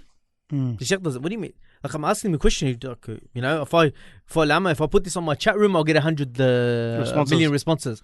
But no, the sheikh wants. That's true. Allah, the things that you say, Allah. But subhanallah, the sheikh, the comment section is the best. He verifies. Allah, he understands, and not just that. He comes back and he tells you, this is the answer. This is the dalil. This is the hadith. This is the Quran. This is everything. This is certified. Why? Because if you're asking a question, and be honest, Sheikh Nassim, yeah? How many times someone's called you and said to you, Salam alaikum, Sheikh. Imagine I'm calling you, yeah? Oh, no. Ring. Omar. Salam alaikum. Oh, I'm answering this time? No, okay. Give me a different name. Alright, Salam alaikum. Salam wa rahmatullah. Sheikh, I have a question. Tfaddal. I have a friend. Naam. Right? a friend of mine, not me, a friend that, has a problem with his wife and this and that, whatever, and I start explaining a situation. Who am I talking about most of the time? If I'm saying I got a friend. Yourself. And it's good etiquette to ask, say your friend, no problem. Yes. But a lot of times the Sheikh knows. Yeah, Sheikh knows, You know what I mean? I'm asking you a question. Now, if you give me an answer straight off the bat, that could be my third divorce. I could have not given you all the information. So I'm, you know what? A woman shouldn't do that, and a woman shouldn't do this, a woman should do. Oh yeah, you know what? Bang, talaq puts. Then you might be in a bad mood, but the next day you think about it. You know what? You call up, you say, the friend of yours. Well, he should be patient. I know his wife's not. Sheikh, after what? I already divorced her. Sheikh, I was talking about myself.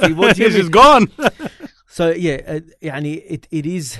You have to understand that it's a big mas'uliyah, but at the same time, you have to be patient when you ask a sheikh a question. Don't, we want everything now. Back then, they used to travel 6 months just to say, is this hadith sahih? We can't travel 6 minutes today. 6 minutes. 6 minutes. 6 minutes, air-conditioned car and air-conditioned room and ahla sheikh. We got sheikh, not under sheikh. We got 1, 2, 3, 4, 5, 6. We just go, sheikh does the answer. Next one. Sheikh does the answer. Next one. Sheikh does the answer. The first sheikh to answer, doesn't matter who he is. And we got what we think the smartest sheikh to the, the one that the emergency one. You know what's funny? You know what's sad as the well? one that's sitting there with his phone saying, is the sixth sheikh you get to haram, you say, Sheikh, the other 5 didn't answer. I can ask you a question. So you've ruined him. No self-esteem's gone. It's buried. Or sometimes, Sheikh, well, you know what? You came to my mind to give you a call. You try to justify it that he's the first person you called. You know what it is too, but because in the West we're spoiled. Like our Mashayekh used to teach us when they used to ask their sheikhs, they'll correct them the way they ask the question. So they would, in future, they would go thinking how they were going to ask the question in the right way. And this is the big ulama, like some of our Mashayekh told us when they went and sat with Sheikh Albani and they had some questions for him. They had to make sure the questions were on point. If not, they would be like reprimanded basically. When I was younger, I can mention names, but some I won't. Don't mention names. Better. No, it's not bad. Sheikh Khalid, Allah reward him. Once I asked him a question, and Sheikh told me, listen, I'll look into it, I'll get back to you, right? And 2 days passed, and he didn't call me. So I said, you know what, maybe the Sheikh's busy. So I called another Sheikh, and I asked him the same question, right? And then as you do, you make it out like he's the first sheikh you called. So he gave me the answer, and then a few days later there was a gathering of all the mashayikh, and that sheikh was sitting next to me. Sheikh Khalid came to me with a book, and he sat next to me. He goes, "Oh, guys, regarding the question you asked me the other day," he goes, "Here's the answer," and he's going through it with me with the other sheikh sitting next to me. So it looked like I got the answer from that sheikh, and then I went to another sheikh. Oh, no. I went to verify it with Sheikh. You weren't confident in the him, Want to be very careful when we ask questions. Yeah, I think, and the other thing, I think touch on it because we're on the topic. We're going. Don't shop. Don't like I was going to say, well, Jazakallah khairan. Trust. I'm ready for round 3. Guys, we're just getting a bit too close. Dr. Omar, I can't help myself. No, we're allowed to visit each other now. Yeah, we're ready to visit each other now. So what? You can visit people, 2 adults and children. 2 adults. It's advisable. How can I keep myself away from? I know it's hard. But Omar, can you please, Omar, move over, please. I had a laser level in the car. Laser meter. Anyway. Jazakallah khair. I'm sorry for my coffee table, by the way. Listen, what did you rate the coffee? How is it? What are you drinking again? Water? What was it? It's latte, but it's very. It's alright. 6 out of 10, 7 out of 10. What do you got for it? I'll give about 7. Sheikh Nassim, what did you drink again? To be honest, I don't know, man. It's like a milkshake sort of thing. Was it? It's 5, huh? It was like it was like sahlab, man. Maybe it was sahlab. No, it wasn't sahlab. In a little cup. They didn't put sahlab in a little cup. It was like alhamdulillah, Allah subhanahu wa ta'ala bless us with a lot of ni'am. But it was it wasn't a double shot. It was a single shot piccolo. I think it was meant to be a double shot macchiato, a single shot piccolo with a lot of sugar. Alhamdulillah. Shopping, Sheikh. Piccolo was quite good. But before we continue, we've got a few comments. I don't want to... Brother Mahmoud Ali, Allah barik fikum, wa fika barakallah. Brother Ahmed, may Allah bless and reward our Mashayekh and dua for their efforts. We aren't the dust of their shoes. Barakallah for that comment. No, you can be whatever you want to be, brother. Don't say that. Raise yourself. I love you, Mahmoud. Can you send me love? Can you send me love? I don't know how to use Facebook properly. I don't know. I might send the angry face or something. Someone sent a photo the other day that or I think it was this morning, that if you look at the choices, like go to like, and don't click on it, just hold it. Yeah, with Ahmed, he won't mind. Okay, so it goes through all the levels of marriage. There we go. Yeah, it goes through all the levels of marriage. Here we go. So it starts with. Here we go. He's done. Yeah. It's live. Oh, So go back to it, and I'll show you the levels of marriage.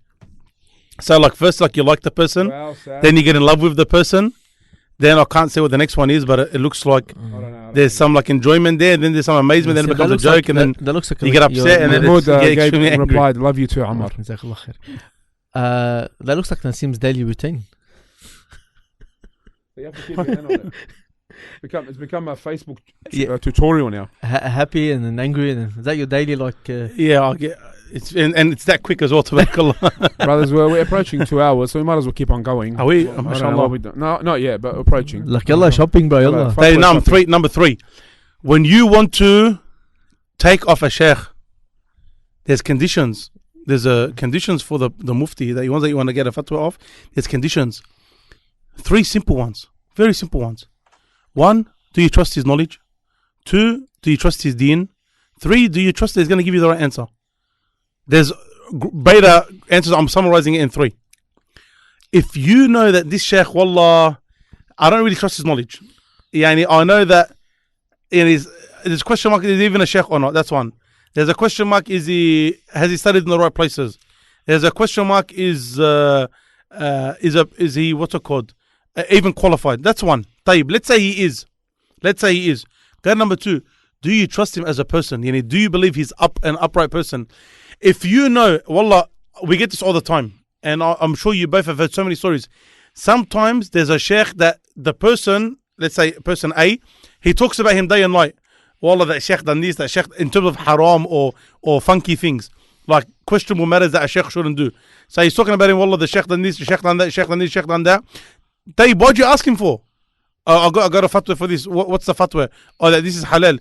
Yeah, I mean, weren't you just talking about him? That you reckon that he does funny stuff? Yes. So why are you taking off him then? If he's doing funky stuff, why are you taking off him? Sometimes this reassurance, people they got the they gotta do it because they know. That's right. They know why they're asking this person, because they know that he's gonna give them the answer that they want. But shara'an, that's not allowed. If you know it's not allowed, then Allah said about the rabbis. They took their rabbis and their priests as deities besides Allah. Deities. How do you take him as a god besides Allah subhanahu wa ta'ala? Because you know that something's halal or haram, but you want a different answer. You want the halal to be haram or the haram to be halal, which is the majority of the time. So you ask a particular sheikh because you know you're going to get a fatwa. Tayyib, don't do that if you know that it's not allowed, it's not halal. You're not allowed to ask that sheikh if you don't trust him. I remember a sheikh came from one of the Mashayekh of Islamic University in Medina, came, and I was taking him around to different places to talk. And I remember that every time I got a general answer, he would answer it. But every time I had a specific fiqh question, his answer would be, ask your local sheikh. Ask your local imam. Because they know the situation well. And at first I found that strange. But then I realized, first of all, he doesn't want to cause fitna. Second of all, he's a fly-by sheikh. Tomorrow he's gone, so he can't follow up anything with him. And third, to respect the imam or the sheikh of the masjid that he's giving. He's not giving it in places of bid'ah, he's giving it of places of sunnah. And he might vary a little bit in some of the matters of fiqh, but at the end of the day, if you're in a masjid and you have your local sheikh, your local imam, and you're praying there for 10 years, and you're telling me you don't trust the sheikh to ask him a question, especially if it's a sheikh of knowledge. So you got the first one, take from you respect his knowledge. Second one, you trust his knowledge. Second one, you trust him as a person, as an individual. Third, you trust the answer that he's going to give. Sometimes you say, wallah, he's knowledgeable. You say, mashallah, he's an upright person, inshallah. But do you trust the answer he's going to give? Once I was sitting with a person, and this person's from a particular group. Again, we don't need to name names. It's from a particular group that run a particular radio station on FM. Now, don't mention names. No, don't mention names. That's all right. There's only 2 anyway. No, the other one. not the decent one. The other one. Now, the clear one that you can get all over Sydney. And he done something. This was a few Ramadans ago, and I said, "How did you do that?" And it breaks your fast. So he calls up his sheikh. We won't mention his name, but his last name's a particular madhab. And he goes, Assalamu alaikum, sheikh. Wa alaikum assalam wa rahmatullah. 1, 2, 3, 4, 5, this break my fast. And he goes, in the Maliki madhab, it doesn't break your fast, so it's okay, continue fasting. And I go to him, like his name or his title, and I said, how, not to the Sheikh, he hung up from the Sheikh. I said, how do you take from the Maliki madhab? I go, you're not a Maliki. You got nothing to do with the Maliki madhab. I go, you claim to be a Shafi'i. Why don't you stick to Shafi'i madhab? Like, how do you trust that your Sheikh said, I mean, that's everything halal. Everything now is halal, everything. Wallah, Sheikh, this is like dogs, for example. I want a dog. In the Maliki madhab, dog's not najas. Khalas, I'll get a dog, yani. And he licks me, no problem. Type in the Hanafi madhab, I'll get married to a girl without her wali, if she's been married before. Yallah, Hanafi madhab, bijuz. Yeah, the Imam Abu Hanifa, the Shafi'i madhab, I'll go and do this. The Hanbali madhab, I'll go and do that. You just open the door now. Everyone in the area now is going to be a Maliki. Maliki, and the other ones are going to be Ahnaf.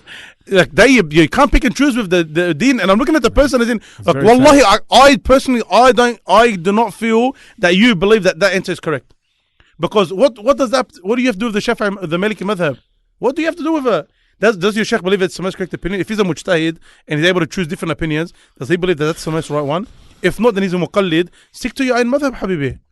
Once, I was listening to a fatwa show on the radio. It wasn't Albayan. Alhamdulillah Rabbil Alameen. The brothers at Albayan, Jazahumullah khairan. Abu Abdi Rahman, mashallah, the brains and the manpower behind the radio. One of many. He tries to be as diligent as he can to make sure that whatever's given on the radio is as authentic as can possibly be. The Mashayekh, the lessons he saw, etc. There was a particular radio station and there was a fatwa session. So a sister called up, I can't remember the question, years ago. She says, Assalamu alaikum Sheikh, this is my question. The Sheikh says, in the Shafi'i madhab says this, and the Hanafi madhab says that. Okay? The complete opposites. So he says to her, these are the two madhahib, two opinions. Choose which one you want. What? Oh, put there and break up, habibi.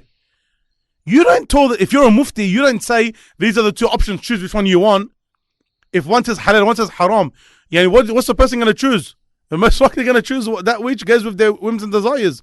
And Allah says, أَفَرَيْتَ مَنِ اتَّخَذَ إِلَهُ هَوَاهُ. Have you not seen the one who takes his desires as a deity, as a God besides Allah? Your job, the reason she's asking is because she wants, okay, what do you believe to be the most correct opinion? If you believe the Shafi'i opinion is the most correct, give her the Shafi'i opinion. You believe the Hanafi opinion is the most correct, give her the Hanafi opinion. But then say, wallah, these are the two options, take whichever one you want.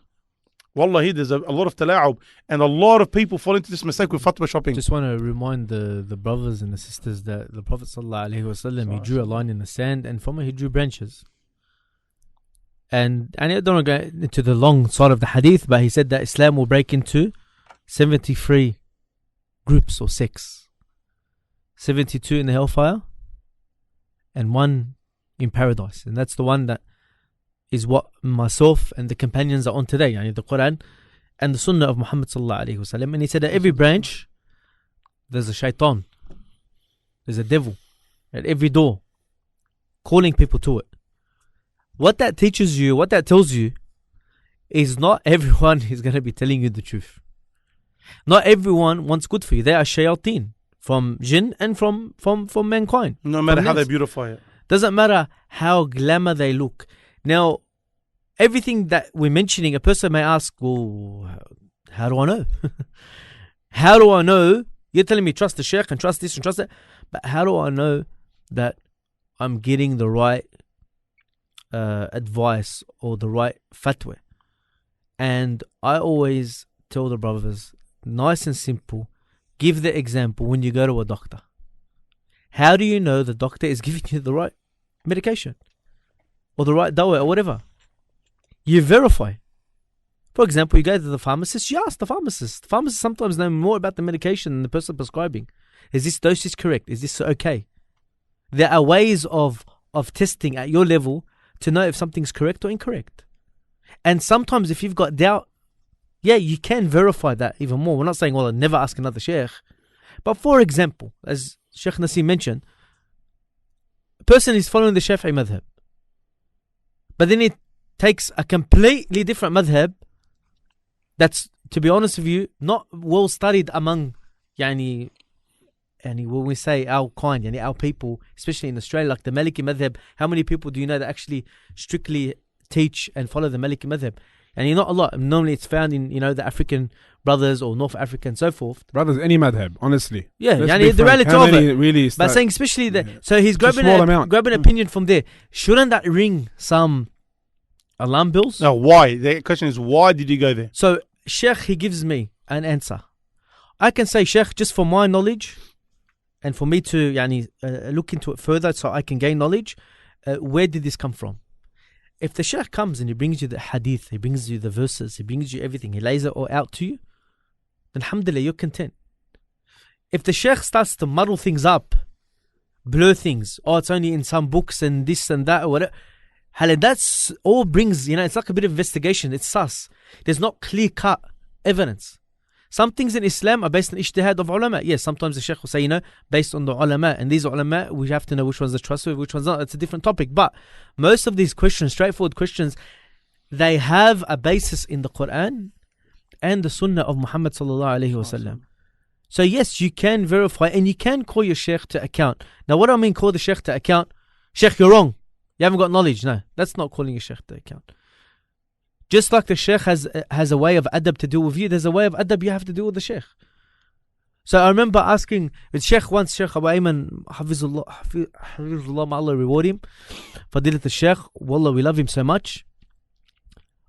He said a hadith once, and me, just out of came in, I was young, I just said, wow, Sheikh, I've never heard that hadith before. Ooh. It's just like out of interest. And then he was he was eating. He just dropped whatever he was eating. He said, "So you've heard every hadith?" And I was like, "Whoa!" Then he started eating again and talking. But how much did you learn from that? Well, until today. That's what I'm saying. That's what's good This is about. what he said to me. He goes to me, Mashayekh, "You have no bad intention of what you're saying." He goes, "I'm only teaching you, my young son." He said to me, but mashallah, you usually don't forget a lesson. If Sheikh Abu Ayman taught you a lesson, no, I went half. No, it was in front of all the brothers, and all the brothers benefited from it. He said, and this is what he said. He goes, "These are words of pride, even though you haven't got pride, but they're words of pride." He goes, "You should never say I have not heard." Why? Because that's saying that because you haven't heard, that means it's not correct. Almost doesn't exist. You know what I mean? But he knows, he understands what, because I'm young, I'm saying it, oh Sheikh, wow, I never heard that hadith before, But he's saying, he goes, no, rather you ask the Sheikh, for example, Sheikh, so I know more about the hadith, where can I find it? Where can I elaborate more? Where can I find to memorize the hadith? Where can I find the further explanation of the hadith? He goes, and then we'll guide you to which books you need to go to. So the way that you ask a question to the Sheikh, it's also for your beneficial, because yes, I'm not saying I'm 20, 22 years old. I'm not saying it out of pride. But if I'm older, that may turn into pride. I've never heard that before. So what if you never heard of it? And like you said about the doctor, aslan, if you don't trust a doctor in the beginning, you don't go there. If you don't believe that, you know what, man, I actually want to go to this doctor because I trust sometimes it's sense. Like if you go to a doctor with a headache and he sends you to an X-ray for your foot. Get he must be connected to you then. Are you going to seriously take the X-ray? As you're walking to the X-ray place, you say, why is he going to take an X-ray? Once you get to the X-ray place and you give him the prescription, they're going to say, what are you coming in for? You say, I'm going to X-ray my foot. What's the cause? What's the clinical symptoms? I've got a headache. They're going to look at you. So, there's a beautiful hadith from the Prophet ﷺ where he said, الإثم ما حاك في نفسك وكرهت أن يطلع عليه الناس. Al-itham is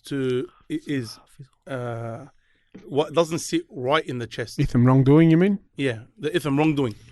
It doesn't sit right in the chest, and you hate for people to see it. You don't like it because it'd be embarrassing, or it's not right, or it's questionable. That in itself is a sign and an evidence for us that doesn't matter who gave you the fatwa, if you know aslan it's not really right, and you're just waiting for any fatwa just to justify you're wrong, then be very careful. They've got an inbuilt GPS, you can say. It's if your heart is pure, and alhamdulillah you're not corrupt, then your heart is like an alarm system. That hold on a second, you're getting close. And a lot of brothers, unfortunately, they really fall into this. Before they got the fatwa, they wouldn't tell anyone, they wouldn't show anything. When the water code, got a fatwa from somewhere, they thought, now it's justified. Hold on a second. What did you feel was not right before, but now you got a fatwa for it? How long were you waiting for that fatwa for? One recent example is birthdays and anniversary. And this goes back to what brother Zakaria was saying. That's right, yes. You know, the whole birthdays and anniversaries thing. So we've always used birthdays and anniversaries not right, and for the non-Muslims, and the Eid, the celebrations, the continuous celebrations, the yearly ones or the ones that happen regularly on a set basis. We only have two in Islam: Eid al-Fitr and Eid al-Adha. So anniversaries and birthdays, we don't do this, and these are ways from the non-Muslims, and we don't need to follow them. When one particular sheikh came out and wallah, he said it's halal. Oh, mashallah. Yallah, my husband can finally take me out and we can finally do birthdays for our children. But they're doing and if anyone but they were else, doing it anyway, probably. That's what I'm saying. But hold on a second. But now there isn't that guilt trip. There isn't that guilty feeling. Now we can invite religious people to our birthday parties. So I'm doing a birthday party already, but I wouldn't invite Omar Najjarine because like he's religious. He's gonna tell me, "Have you don't do it?" But now if Omar replies back to me, "Nana, hold on a second, it's haram. What are you doing?" He's gonna reply back to what? No, look at this sheikh gave me a fatwa. Have you heard of the delayed Aqiqah with the first birthday? Yes. I would feel like going to their birthday cake. So, yeah, but I got hooked up with one of them. Well, I got a worse one. I got an Aqiqah invite. Well, I heard it from you. I got a worse one. I'm like, am I going to Aqiqah or am I going to birthday? I've got a worse one. I couldn't figure it out. Allah knows. I got a worse one where it was to the religious people, he done it as a charity event. And to the non-religious people, done it as a birthday party. So what it mean like a charity event, like it's a birthday party, but there's no cake. No, there is definitely cake, but they're doing it like to raise money as well at the same time. So it was a bit weird, but it was like a cake. It was a clear cake. It's not haram. But to the religious people again. But to we're the getting the religious people together. We're gathering money, bro. To the religious people, it's not a birthday. It's an excuse to the to get people non-religious together. It was another thing. So I remember clearly once when I was young. Again, when I was young, I used to go around a lot, and I had this sheikh from the US. I'm gonna get some fresh air. Because you know the statement. Where you going? I'm gonna get some fresh air. Like sit down. Like you have to hear this. Just open the door. Open the door. He's gonna walk out. He's gonna walk out on us. He's gone, mate. Mate, that's him. He's gone. out of the house. We should have like a camera crew following him. Yes. He's running outside. The vertical is that your Ferrari parked outside. Sheikh Nassim's done the walkout to get some fresh air. He'll be back very soon, inshallah. Oh, there's the camera there. That's Take the him- YouTube take it camera. outside. It's going up. There it is. Take him outside. He's following me. Assalamu alaikum. Just need to get some fresh air. It was like too much in there, tabarakallah. Beautiful Belmore. We have the city. If you bring the camera, you have the city, I think down there. You got the train station. You got beautiful car park. You got the Albayan logo. A lot of people actually have seen the Albayan logo from outside. While they're giving a talk, I can bring you for a tour. Like, can you hurry up and come back? 2 minutes, inshallah. He's given a tour now of the radio station. Yes, I don't know what he's done. Oh my god. We've had a live walkout from Sheikh Nassim due to heat exhaustion, but it's like 9 degrees. I don't know what's going on here. And this is. And now he's given a tour on his phone of the radio station. Like, I don't know. I don't think it's the right time. And now he's come back in. Here we go. Back, mate, he's back. And the cameraman's following him around. Listen, since we're having a general chat, like about 10 minutes ago, I was going to stop you and say, can anyone smell kaak of jibni? No. I was smelling kaak of jibni. And I think thought you were going into that dream that I was going into. I was going to look to the right and I thought Abdurrahman, our assistant inside, is having kaak and watching us. But it wasn't true. I don't know what's going on. Listening. Is that something that happens to you guys in Ramadan? You feel like certain foods and you start smelling it? My, who was it? My mother-in-law. Allah barik fiya. Hello, last time you, It was my mum. mum. No, your mother-in-law. No. Yeah, we got complaints last time about not cooking from the heart. You know, that Sheikh Nassim sometimes feels that the woman in his life, I'm not going to mention it, Listen, don't cook from the heart. When you deal with the mum, you deal with the mum. You deal with the mother-in-law, you're dealing with the mother and the wife too. Yeah. No, this was Do you want to clarify? Do you want to clarify that statement? Because there was some slack. We copped some slack from you saying that. I stand by it. Women sometimes do not cook from the heart. I think any man with taste buds can tell when the woman in his life is, He's clamping down on the statement. Abdurrahman, time that and make sure you take it out. They can it's made from the heart. Wallah, like jibni and khibaz, or za'atar, olives, whatever it is. When it's made from the heart, subhanallah, it tastes like gold. But like, have you ever had bad taita food? Never. No. Whenever you go to your taita's house, bro. and she says, "Ahlan wa sahlan b'sheikhna," all right, and she makes you eat. I love my taita because she makes me feel skinny every time. لا حرام, you have to eat. And your typical Lebanese تيتا, الله يبارك فيها ويطول بعمرها بالخير ما شاء الله عنها. يعني she never and even it's again والله a bit of za'atar, a bit of cheese, a bit of khubz, but she does it from the heart and it feels like you're eating $1 million. But sometimes you could have the biggest sufra, but it's not made from the heart and you can taste it in it. Something subhanAllah, something special. Barakallah fiqh, Shaykh Nassim. Let's get back and wrap up this topic about, not taking da'wah and our Mashayekh for granted. Wallah, we've had a big discussion. It's been almost 2 hours. If we've hit the 2 hour mark. Our dear brother Ihab Abdul Latif. More comments here. He's actually sent us a message. Tfaddal. Please read it. Yes, we want to be as interactive as possible. He told me off the phone. He told me a nice combo. And he said, and I'll make it for last. May Allah subhanahu wa ta'ala bless you for tonight's very informative lesson. Allah mabarak, very insightful, engaging, and captivating. May Allah subhanahu wa ta'ala guide us all. Ameen, love you for the sake of Allah. May the one for his sake you love us, love you. Ameen. The lengthy efforts you all go through is heavy. May Allah subhanahu wa ta'ala zid al khair. We've got brother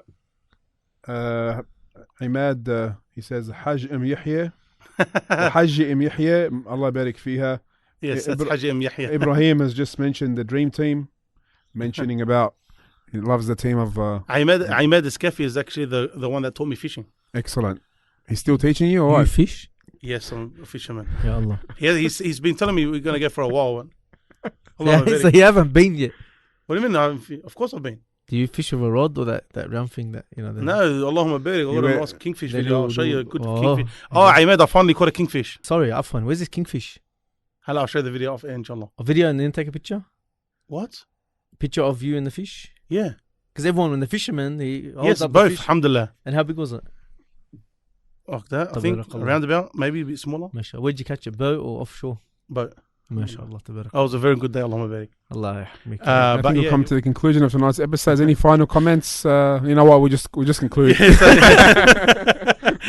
don't take the Mashayekh for granted. Appreciate what they go through. Appreciate who they are. Work with them to achieve goodness. They're not perfect. They're not perfect, but they do try hard. They do make mistakes. You work with them, advise them. The din on nasiha, religion is about giving advice and sincerity, and you can give advice to anyone, including the sheikh. But don't belittle who they are, what they are. Don't fall for the tricks of the shayateen that we have today. That wallah, the deen is one thing and real life is another thing. Life will never get better except for Islam. Islam literally is the answer for absolutely everything in our life. And without it, the world will only get worse. We see that the world's not working today. Whether we like it or not, no matter how we want to masquerade it, the reality is that the world is not working the way it is. Marriages are not working. Health is not working. The raising of children is not working. The financial system is not working. Nothing is working. The only thing that has the solution for all of this is Islam. Islam started off in Mecca with only a handful of Muslims. It grew in Al-Madinah. And within the next few decades, Islam was the major superpower in the entire world. And throughout the centuries, Islam was the peak of civilization. And it was only the more and more we went away from Islam, the more and more our decline came about. So the only way we're going to be able to incline once again is through learning Islam and implementing Islam in all facets of life, the way Allah subhanahu wa ta'ala wants it to be implemented. Allahu Akbar. Jazakallah khair, Dr. Omar. Well, I'm done, bro. Jazakumullah khair. Assalamu alaikum.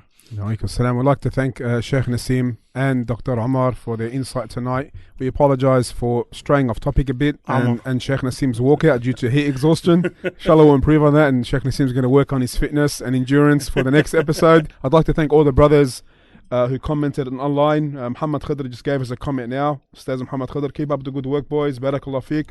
Ahmed Mahi, good vibes tonight, boys.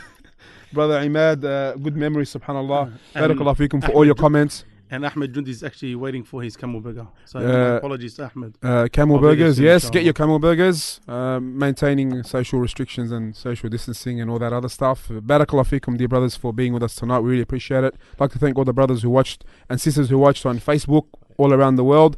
And until next time, Allahu A'lam. Assalamu alaikum wa rahmatullahi wa barakatuh. Albayan Radio, the voice of Ahl Sunnati wal Jama'ah.